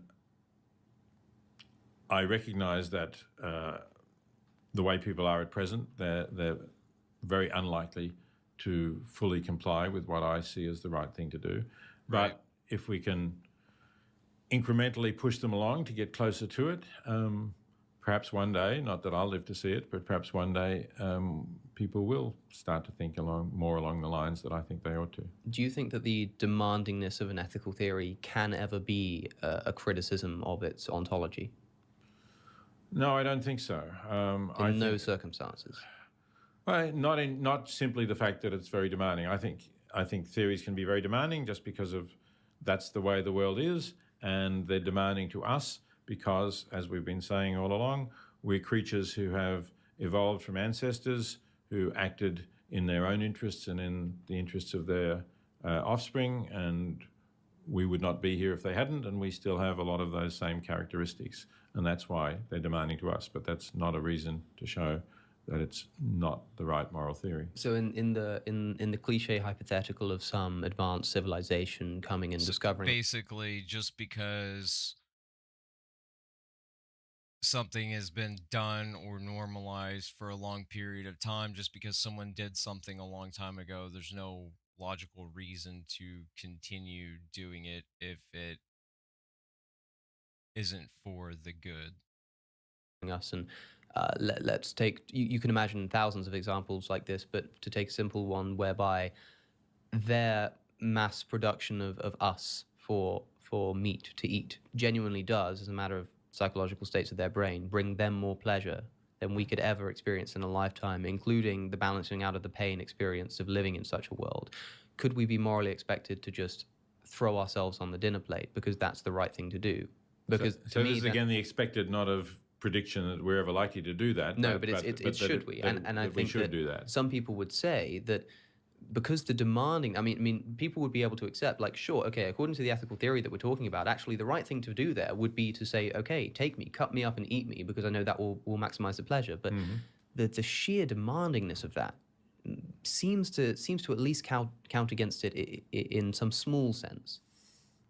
Look, I mean, because it is so demanding, it's only something that philosophers are going to talk about, and that's more or less the example that Bernard Williams puts up when he ends up saying in the article, The Human Prejudice, which I suppose is a kind of critique of views that I've defended, more or less the example that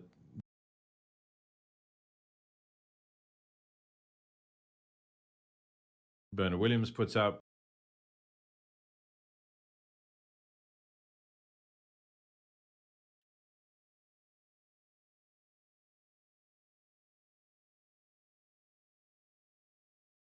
You say Williams? And that's more or less the example that Bernard Williams puts up when he ends up saying in the article, The Human Prejudice, which I suppose is a kind of critique of views that I've defended. He says the only question to ask then is whose side are you on? But I thought that was really a letdown. I mean, that question, whose side are you on, obviously can be, was asked, say, in terms of people who didn't want to go and fight in the First World War. You're not good British, you're not fighting for king and country. Right. But in that war, at least, it would have been better if a lot of more people had said, no, I'm not just going to take sides because this is my country and Germans are taking sides because that's their country. We could have saved an awful lot of unnecessary bloodshed if more of us had said, it's not a case of whose side am I on, it's a case of what will do the most good. And I think, therefore it's not right to simply say we can resolve this moral dilemma by asking whose side are you on. Yeah, because look, I'm not saying that in a situation where the demandingness is like you have to give up your life and your family and your home and everything. You have to completely desolate yourself in order to live by this moral standard. I'm not saying that the That's sort of like kind of speaks to like Jainism in a way. demandingness of that would be enough to discredit doing so. I'm just saying that in some small sense, it at least counts against it. Nah, maybe. I'm not sure that I want to accept that, but I suppose But the problem is that if it does, then we've got a problem, because now we're talking about we're now not talking about whether or not demandingness does affect a moral theory. We're talking about how much it affects a moral theory. Right. Yeah, and that's why I'm reluctant to say that it does at all, I guess. But obviously, it would be nice if the moral views that came out to be the right ones were also ones that we could really expect people to do, in the sense of most people would, and we could then start to pick up the laggards and encourage them to, till eventually we got to the point where everybody was doing that. That would be nice. I would be happy if moral theories that I believe to be true were like that. But in at least many areas of life, I think they're not, and I just have to accept that. But we can see these hypotheticals, and it's just because a moment ago when I asked you if you think demandingness can count against moral theories, you said no quite confidently, but with this example, I don't see any good reason to think that it doesn't. Well, I'm not sure that I see a good reason to think that it does, though, either.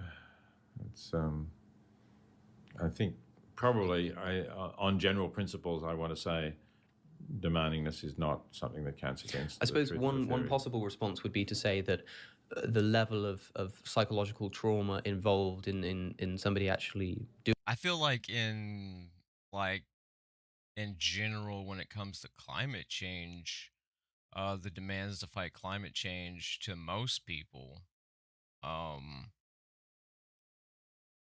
sort of in their head defeats the outcome.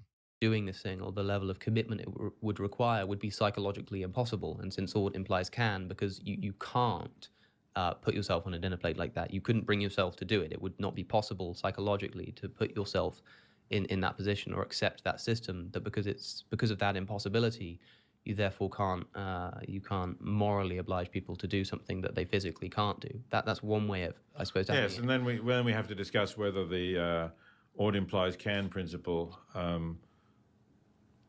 is met in the sense of can't by what you described. And also it factors in not everyone has the same ability to reason, right? Not everyone has the same ability to reason. So even if you do use reason, a lot of times that just doesn't matter. A lot of times using reason just doesn't matter. The psychological impossibility and exactly what that means. It's not. There's a sense in which it's not really impossible to throw yourself on the dinner plate, and maybe one person in a million would do that, thereby showing perhaps that it's, in some sense, it's possible for anyone to do it. Well, it's problematic because and that would be an outlier. That would be an outlier. I see that as at the moment the only one I can see in terms of a good moral response to this problem of demandingness is to make this point that actually it's psychologically impossible. But if we're going to, it's not psychologically impossible. You could say it's psychologically impossible for the average person, but you can't say that as an absolute for everyone. Not when mental illness and just conditions, there's so many different conditions, you can't make an absolutist statement like that. To speak technically, then in very basic moral decision making procedures, if people just aren't of the psychology to act morally, and they just happen to be inclined to act immorally, then technically speaking, it's psychologically impossible for them to have acted differently as well. Exactly, conditions, mental conditions. So you run into a big kind of roadblock, and free will comes into it, and you run into this thing where actually you can't make any ethical. The problem with all these these dialogues is that there's not enough nuance added to it, and they try to bring absolutist statements into it, and there are very few things besides science that are absolute. They don't account for disabilities, trauma, things that affect a person's ability to reason. They don't include those. Any ethical prescriptions because they're all psychologically impossible or they're all psychologically necessary. So the only good response I can see against the demandingness criticism or the criticism of the idea that the demandingness doesn't count leads to far more problems than the demandingness consideration would if we just accepted it. Yeah, I think Climate that's a good change. argument for it. Yeah. So count against psychologically and you run into this thing where actually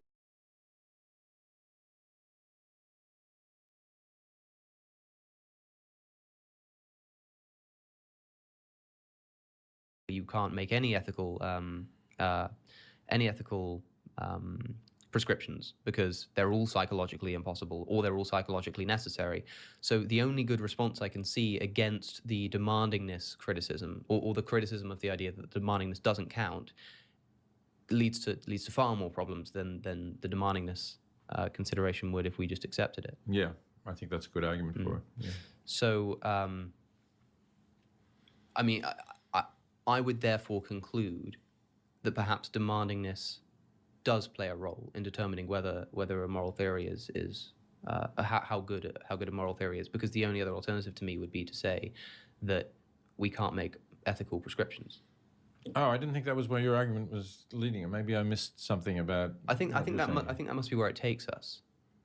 So I thought rather it was going the opposite way, that once we start saying ought implies can and this is psychologically impossible for you to do, that then we're going to end up with a whole lot of actions that that people don't in fact do, being ones that they couldn't do, and therefore us not have been justified in saying that they ought to do it in the first place. And if that's the case, then I think we should just reject the connection between demandingness and the plausibility of the theory, because then we don't get into that particular trouble. Sure, because if you do reject, but surely if you, so you're saying we should reject that connection between demandingness and plausibility.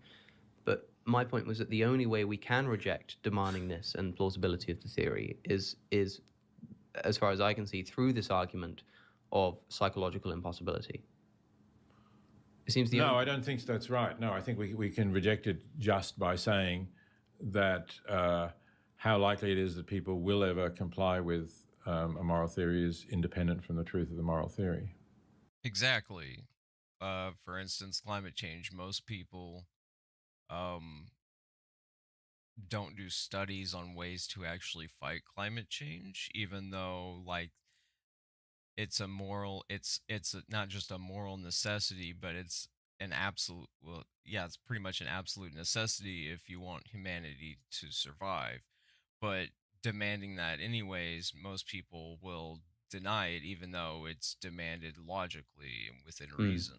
And the moral theory is true regardless of whether anybody will ever act on it. Yeah, I think exactly, climate change. Like, for instance, if everyone was in denial about climate change, that doesn't change the fact that you need to fight climate change, otherwise the outcome is I extinction. think that's fair. And do you think it will be long before we reach a situation where animal ethics is taken as seriously? Because right now, I think we can both be in agreement that, ontologically speaking, there are essential. As well, I'd say it's very unlikely, considering 4% of the entire human race is vegan. Like, I don't know, it might actually be 2%. I can't remember if it's 2 or 4%, but it's a very, very low minority. True things to be known about the immorality of the meat industry, for instance, but and like we say, that holds regardless of how many people actually agree with it. Do you think we're getting there since 1975? I mean, I know that looking at it in isolation, looking at where we are in terms of the way we're treating animals right now, seems absolutely hopeless. It seems like we're so far off that it's almost like it's not worth even trying, because it's just so unthinkably. Appeal to fertility. That's most people, right? I feel like that's most people, right? They feel like, oh, my individual action doesn't matter, or that, oh, not enough people are doing their part, so why should I do the part, even though that reasoning is the reason why so few people are doing their part. So unthinkably wrong and so unthinkably difficult to change. But then I also look at the progress that's been made since the 70s, and I'm conflicted here. I don't know where your kind of level of optimism lies. So I'm somewhat optimistic about us making progress on the level of ideas and attitudes, particularly in, well, I don't quite know how to describe them now, what you might have called Western nations, or so the nations of Europe and North America and Australia and New Zealand and a number of other countries. And I'll explain why in a moment. I think there's progress. In terms of the treatment of animals, unfortunately, because I think one of the major problems is that a lot of people are religious and they think somehow morality is defined under religion when it's not. Religion is a spiritual framework. Um, Morality is largely like if you want to use empirically, like under empiricism, morality is defined under like the consequence of your actions. But most people would disagree and they would say, "Oh, the Bible." Even though like the Bible condones incest, rape, slavery, summoning a bear to murder 36 children, and they cite that that religion is somehow moral, even though there's like blatant contradictions to it. So it's really hard to even get people to understand like what morality actually is. Like, how do you define morality? Like, because if you were to ask most people, if you were to ask them what ethical framework do they live by, what ethical framework do they actually practice in their day to day, they would just say religion, even though religion isn't an ethics. Religion isn't an ethical framework, it's a spiritual framework. So you can't even really get most people to agree on, like, or even state what ethical framework they live by.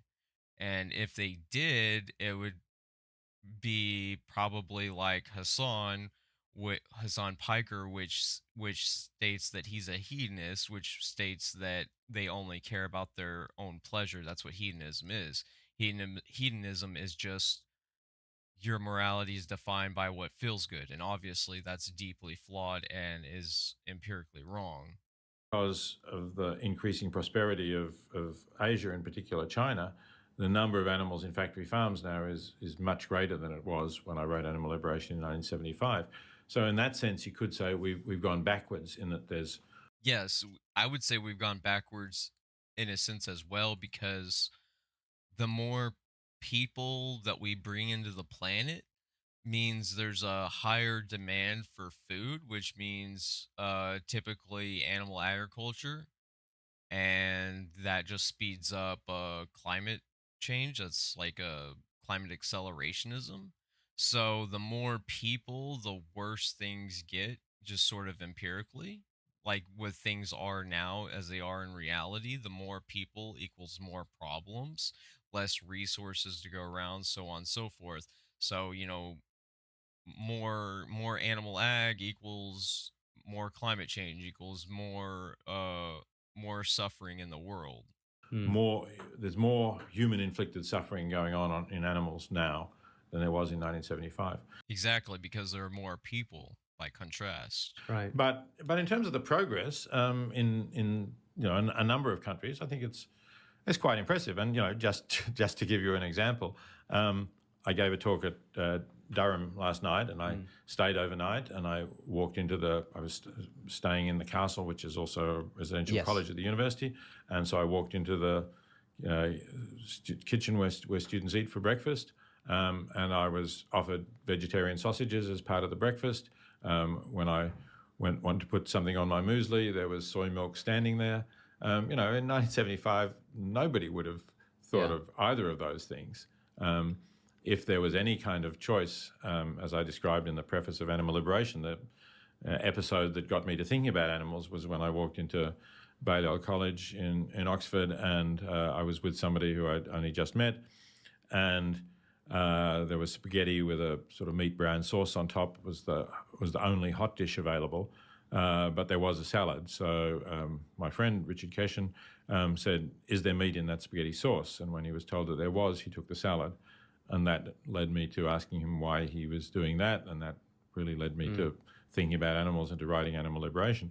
But that was the only choice you got. You know, there was no vegetarian hot dish offered, even for lunch or dinner. Let alone for breakfast. So there's a sense in which these things are much more accepted, and they're accepted because there are, at least particularly around universities, but not only, a lot of people who are aware of issues with eating meat, many of them animal-related issues, many of them are, of course, also climate-related issues. Yes. And as part of that progress, I think there have been a number of specific legislative improvements. So not everywhere, but if you look at the European Union, which is a reasonably large and Yeah, there's actually a lot of places that are much more ethically advanced than America. America is not really an ethical country, I wouldn't say, compared to a lot of European countries. diverse entity. Throughout the European Union, it's illegal to keep hens in the kinds of cages, laying hens I'm talking about, that I described in the first edition of Animal Liberation. The cages have to be significantly larger. They have to have nesting boxes for the hens to lay their eggs in. And then there's issues with those animals not being able to move, so they're covered in feces. Rather than just on bare wire. And that spreads illness. It's similarly prohibited to keep veal calves in crates that they can't even turn around in, that are so narrow they can only take maybe half a step forward or backwards and otherwise can't walk at all. Similarly for the sows, the mothers of the pigs who were sent to market, they were also standardly kept in those stalls. That's also illegal across the entire European market, and in some jurisdictions outside. Not in America, though. Not in America. Europe as well.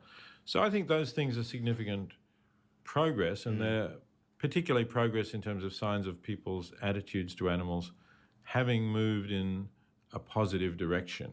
Not nearly far enough, of course, as we've been saying, and unfortunately not worldwide. But it's a reason for not just despairing about the whole thing. Sure, but I mean, is that something to celebrate, or is it something to say it's about damn time? What's next? It is about damn time, and but I think you do need to have some celebrations. Actually, you were talking a lot about psychology and what we can expect from people. Sure. I think that if people in the animal movement focus only on the continuing atrocities that we inflict on animals, they will feel that it's all hopeless and go away and not do something. But I think it's important to think of the positives as well. I see, but to give listeners a point of reference, I remember when it was legalized for women to drive in Saudi Arabia, and it was celebrated all over Twitter. People were so happy about it. I remember thinking, what are you all talking about? Why are we celebrating this? That's absurd. Like, it's not something. It's not morally virtuous to do this. It's a moral obligation, and so it's not well done for having done this. It's like, you're awful for not having done it so far, if you see what I'm saying. It's like kind of looking at it in the wrong framework. And I look at a lot of the things that are happening now. Like, I wonder, perhaps I'm more sympathetic then to the kind of abolitionist approach rather than this kind of progressional approach. But I look at things like when people do Meatless Monday or something. I'm interested to see what you think about this, because to me, it's like the equivalent of saying, well, I let my slaves run free on a weekend. It's like, well, that's not good enough. If you recognize that it's bad enough to stop doing it on Monday, then why are you still doing it on Tuesday? So that's the way I view it. How do you feel when people have these approaches where it's like, so no, I let you think, but the things that are happening, having done it so far, if you see what I'm saying, all done for something, it's not morally. Why are we celebrating this? That's absurd. I mean, and go away and not do something. But I think it's important to think of the positives as well. I see, but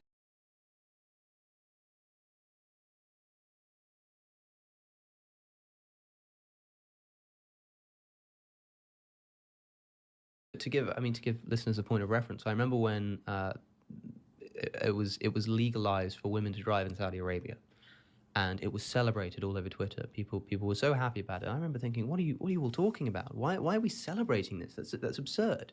Like it's not something. It's not morally virtuous to do this. It's a moral obligation, and so it's not well done for having done this. It's like you're awful for not having done it so far. If you see what I'm saying, it's like kind of looking at it in the wrong framework. And I look at a lot of the things that are happening now. Like I wonder. And perhaps I'm more sympathetic then to the kind of abolitionist approach rather than this kind of progressional approach. But I look at things like when people do Meatless Monday or something. I'm interested to see what you think about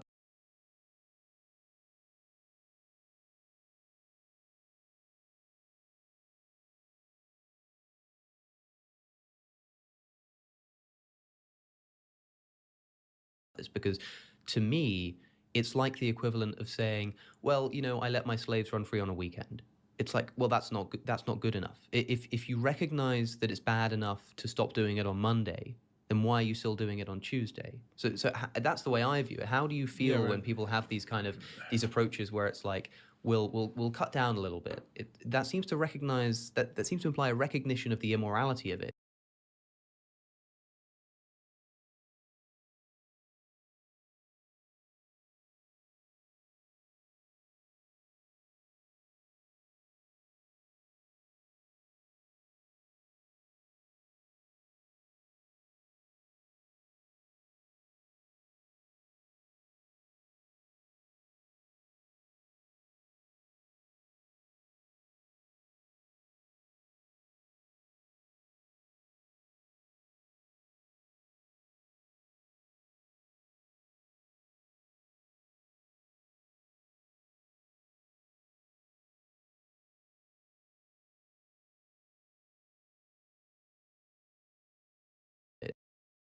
And yet, why is that not enough to make them stop altogether? Yeah, you're looking at it from the point of view of what attitude should we have to the people who understand fully the nature of the problem and are still eating meat on Tuesday. Like Hassan Piker.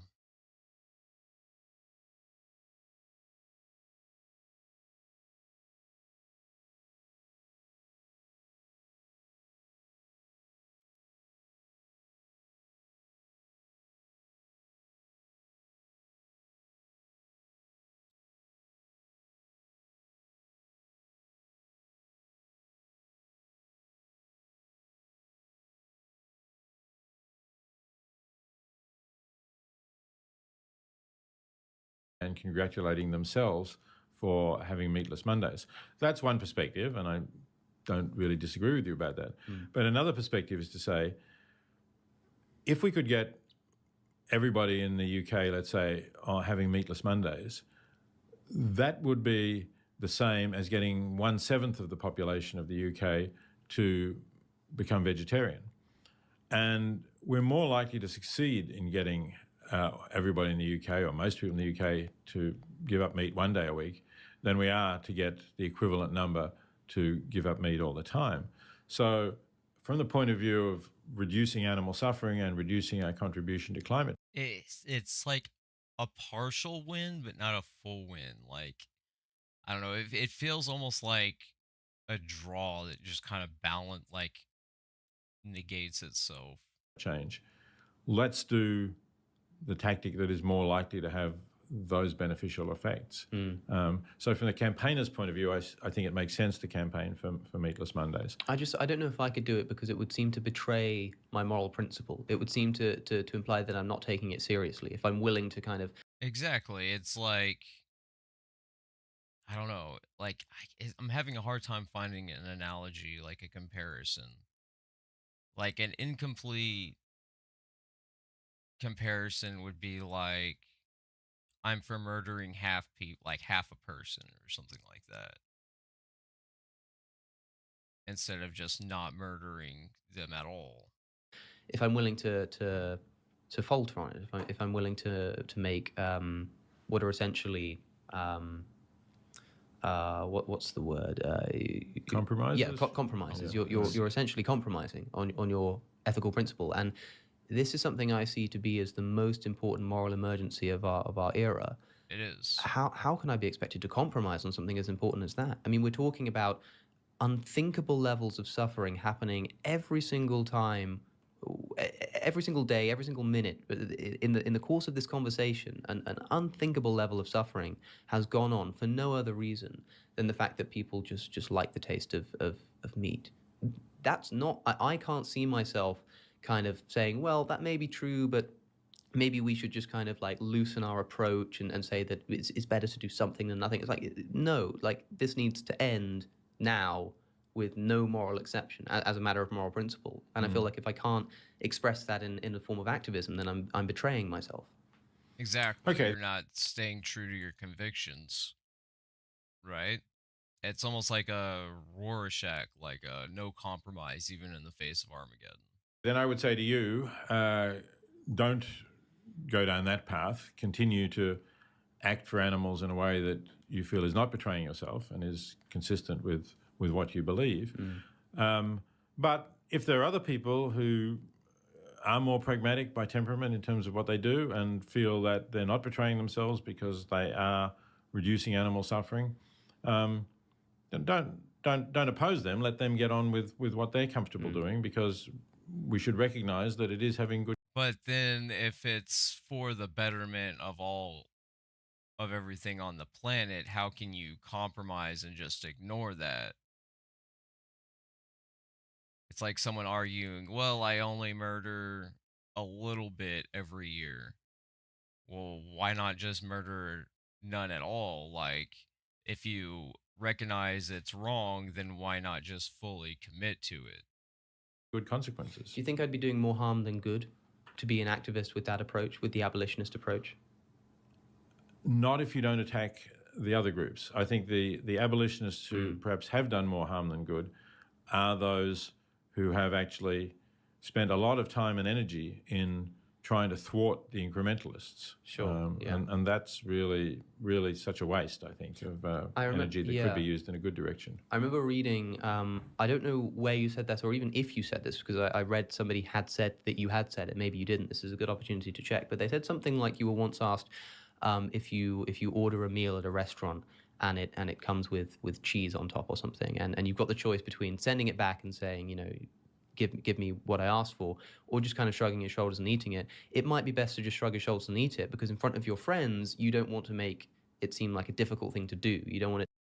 Right, social expectation and social norms, but that says volumes about humans as a whole, because when there are other people involved, popularity undeniably drives like 90% of people, right? A lot of people don't want to fight climate change because it's simply not popular, right? Like, it's not where the money is, it's not where the popularity is, it's not where the recognition is, and it's not the safe bet. The safe bet is to be anti-vegan, which is why most people are anti-vegan, like Hassan Piker. It to seem like you have to be that guy, that you want it to be more Because then you're sacrificing something, and a lot of people don't want to sacrifice for the betterment of the good. appealing and easy for them to jump on this bandwagon. But the reason to do the opposite and send it back is to say that if you do just say whatever and eat it with the cheese, then people will look at you and say, oh, well, he's not taking his moral principles seriously, so why? Exactly. That's what happens when you compromise on your ideals, is the second you compromise, people will use that as ammunition against you and say, well, look, he compromised on his morality, so I don't have to try or do anything at all, period. And it's like activists are upheld to this sort of like perfectionist fallacy, right? They expect someone else to be perfect while they don't try or do anything themselves at all. Like, they don't do anything. Why should I? I mean, which approach do you take? And is that something that you said? Yeah, it probably is something that I've said, yes, and that is consistent with the kinds of things that I think about. So you would just eat the cheese? In that case, yes. So it's come anyway. not. We assume that if I send it back, it's just going to be thrown out. It's not going to do any good. And let's also assume that I would give the piece of cheese to someone else and then send it back. I know that I'm with friends who understand me reasonably well, and they know that I didn't order the cheese and that I wouldn't have ordered it. But in these circumstances, I would eat it. Yeah, I Okay, think. so that's circumstantial. Let me give you another. In fact, I can give you an actual example. That I suffer pretty badly from hay fever, and this morning I went to get some hay fever tablets, and I couldn't. None of them were vegan, essentially. Now, if I say to my friends who suffer awfully from hay fever, who are just horribly snotty, just awful eyes, itching everywhere, and I say, no, you can't get your cetirizine hydrochloride to make that go away because it contains animal products.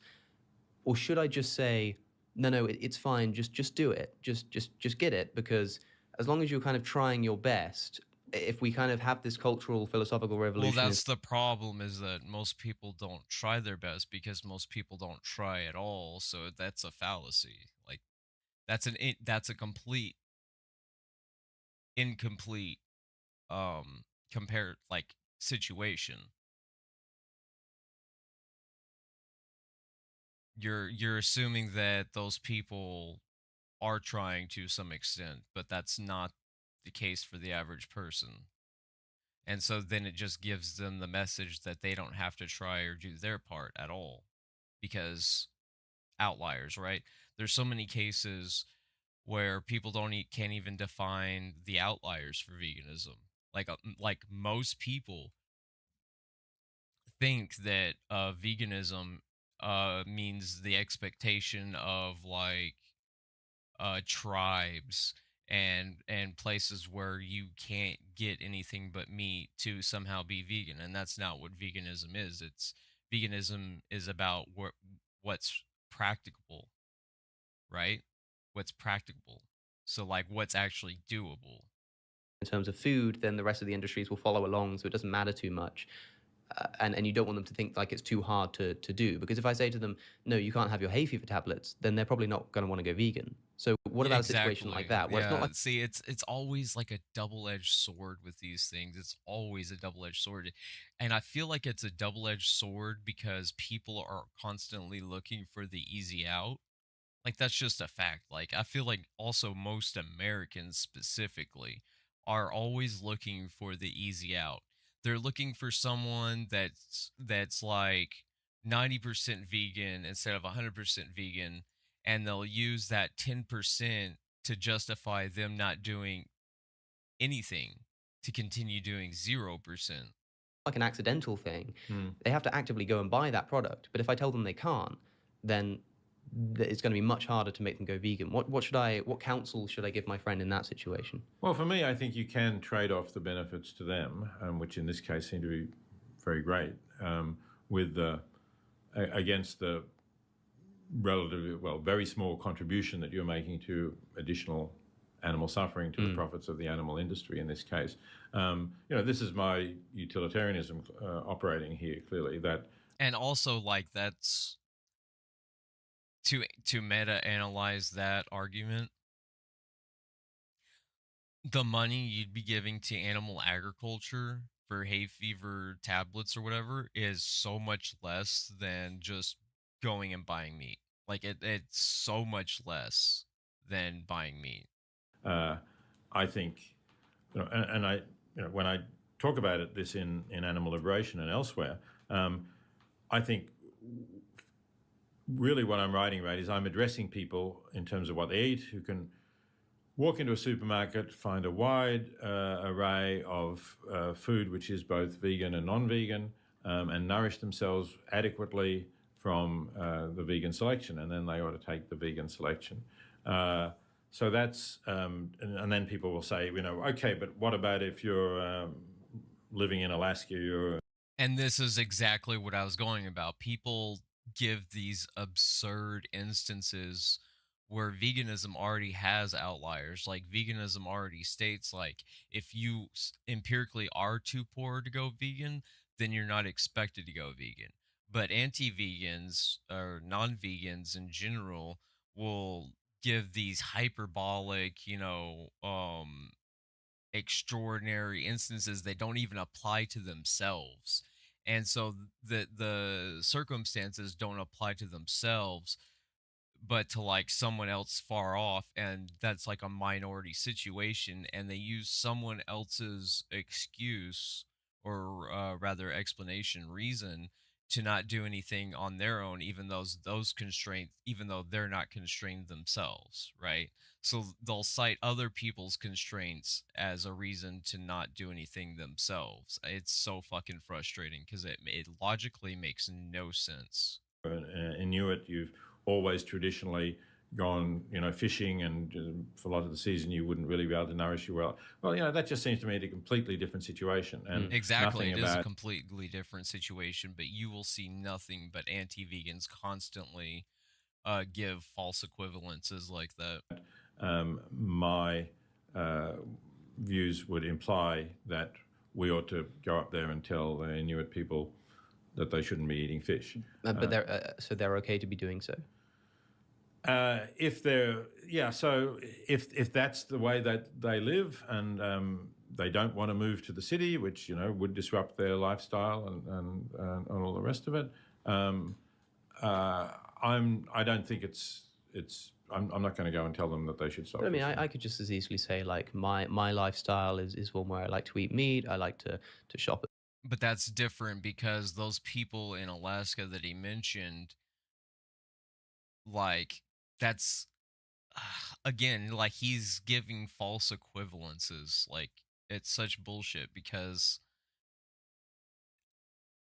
how are, like, you're not in the same situation. Like, you're not in Alaska, right? You're not in Alaska where, like, the only option or something like that is to eat meat. Like, you're not in that situation.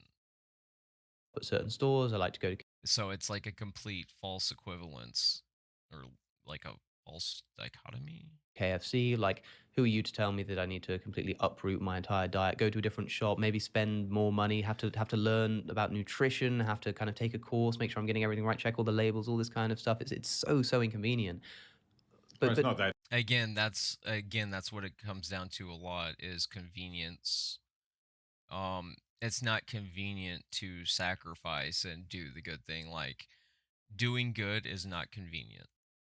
Inconvenient compared to uprooting your lifestyle. Sure, but then uprooting your lifestyle in the way that an Inuit would have to is that's a false equivalence or a dichotomy. Like, how is a person that can just go to a store and buy beans and rice and oats, all of which have protein and stuff like that, how is that different like, how is that the same as someone that's like an Inuit that has no supermarket? Like, how is that even remotely the same? Like, it's a false equivalence. nothing compared to the suffering that the animals are going through.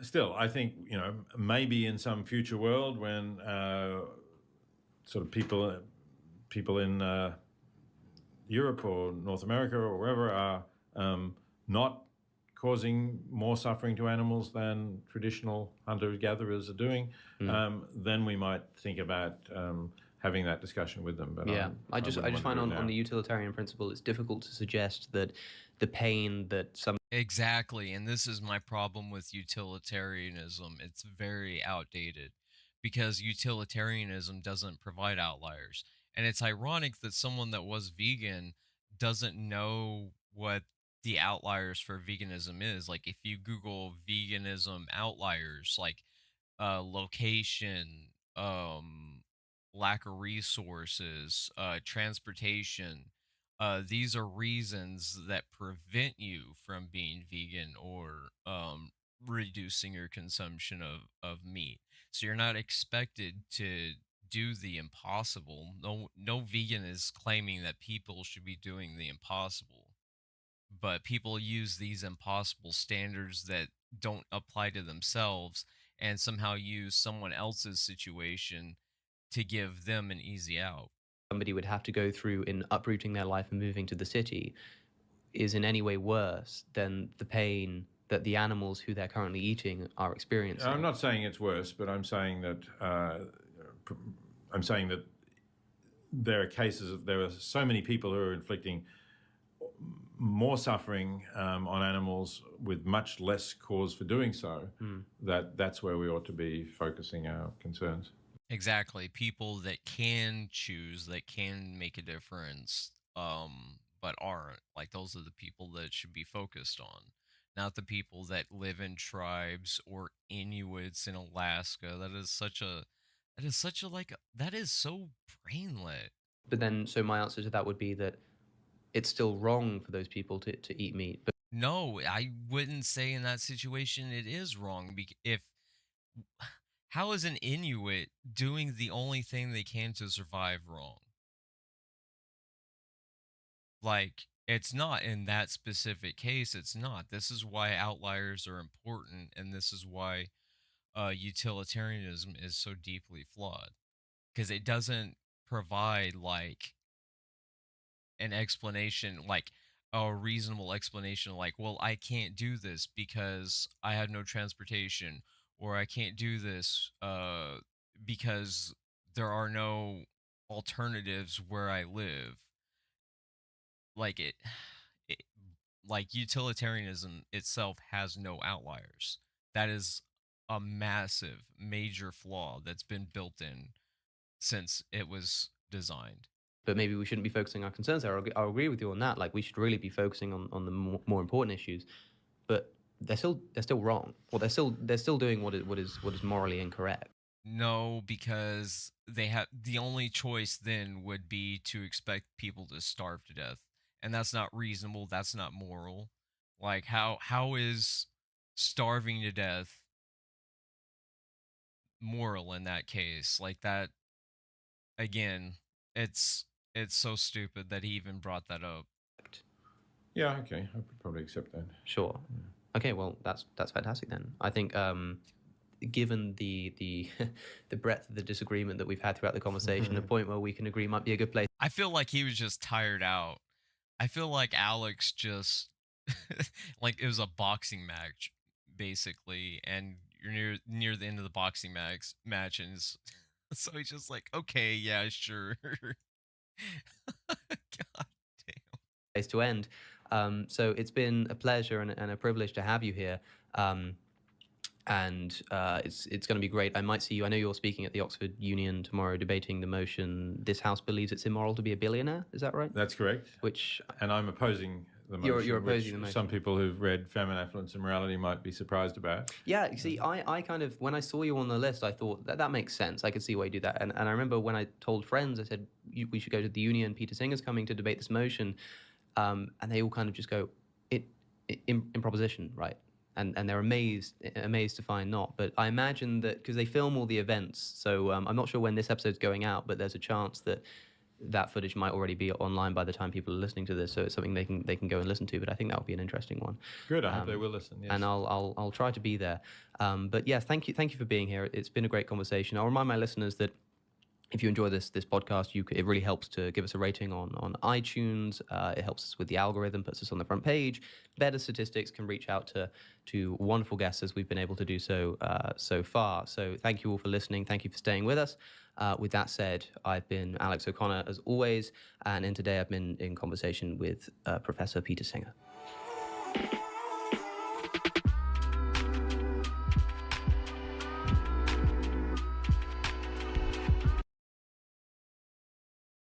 All right, I'm going to call it quits for tonight. I am exhausted.